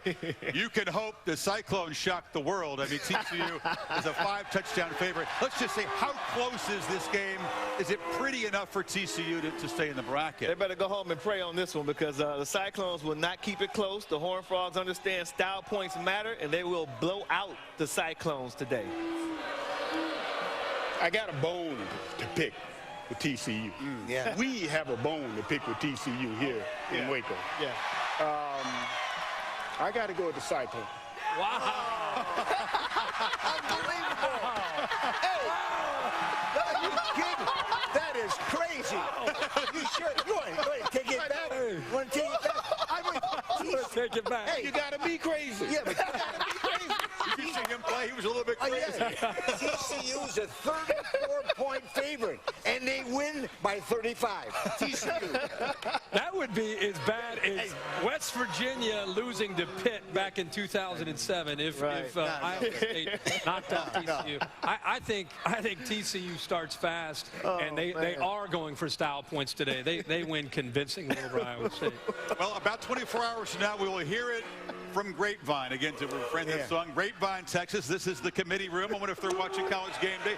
Certainly getting ready to watch TCU and Iowa State. Every one of them getting booed. I applaud their efforts. They're doing a great job. Look at them clowning around. They're doing a good job. Isn't that serious? Yep, Now, boys.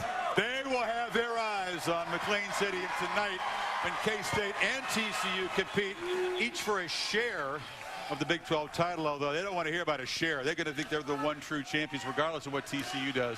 What happens tonight under the lights of McLean Stadium in front of all these people? Well, I tell you what, he just looked at me and said, I have a bone to pick. And I thought he was going to say me. Oh. I'm so happy he said Cyclones. So I don't want him to have to pick any bones with me. I'm going Baylor Bears, my man RG3, my Heisman brother, and I don't want to have any problems at the desk. I got Baylor. Fear and respect for Singletary. Yes, sir, Mr. Singletary, sir. You know, Kansas State comes into this football game with a quarterback that can make plays. Defense can make you earn this. But listen, Kansas State, don't take this one personally. You've come into Waco at the wrong time. Baylor wins and wins big. I don't see Kansas State competing at all in this game. Blowout. I do think Kansas State is a well-coached team, but not tonight. Not tonight. Not here. Baylor's gonna take it. Not here. No way. Baylor's going to take it. Great pick. Okay. Now listen to this. Baylor has won 15 straight games there at home. They've only lost one game in the last 4 years here. TCU, they beat TCU here. That's right. And they belong in the Final Four, not TCU. Baylor belongs in the Final Four. As Mike has said in the past few years, Mike has said this. Mike, what do you say? Mike, I want winners. I want people that want to win. Let me tell you, folks, you want winners, right? Well, the winners are wearing purple. Give me Willie the Wildcat. Wow. Whoa.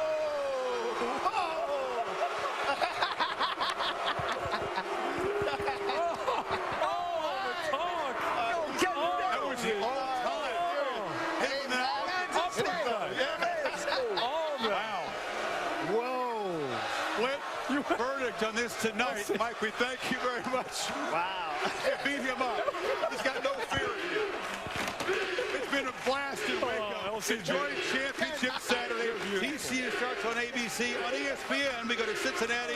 Sean McDonough, Chris Spielman, and Todd McShay. Enjoy your Saturday, folks. John. All right, Chris, thank you very much. And welcome, everybody, to ESPN College Football, part of Jimmy V Week.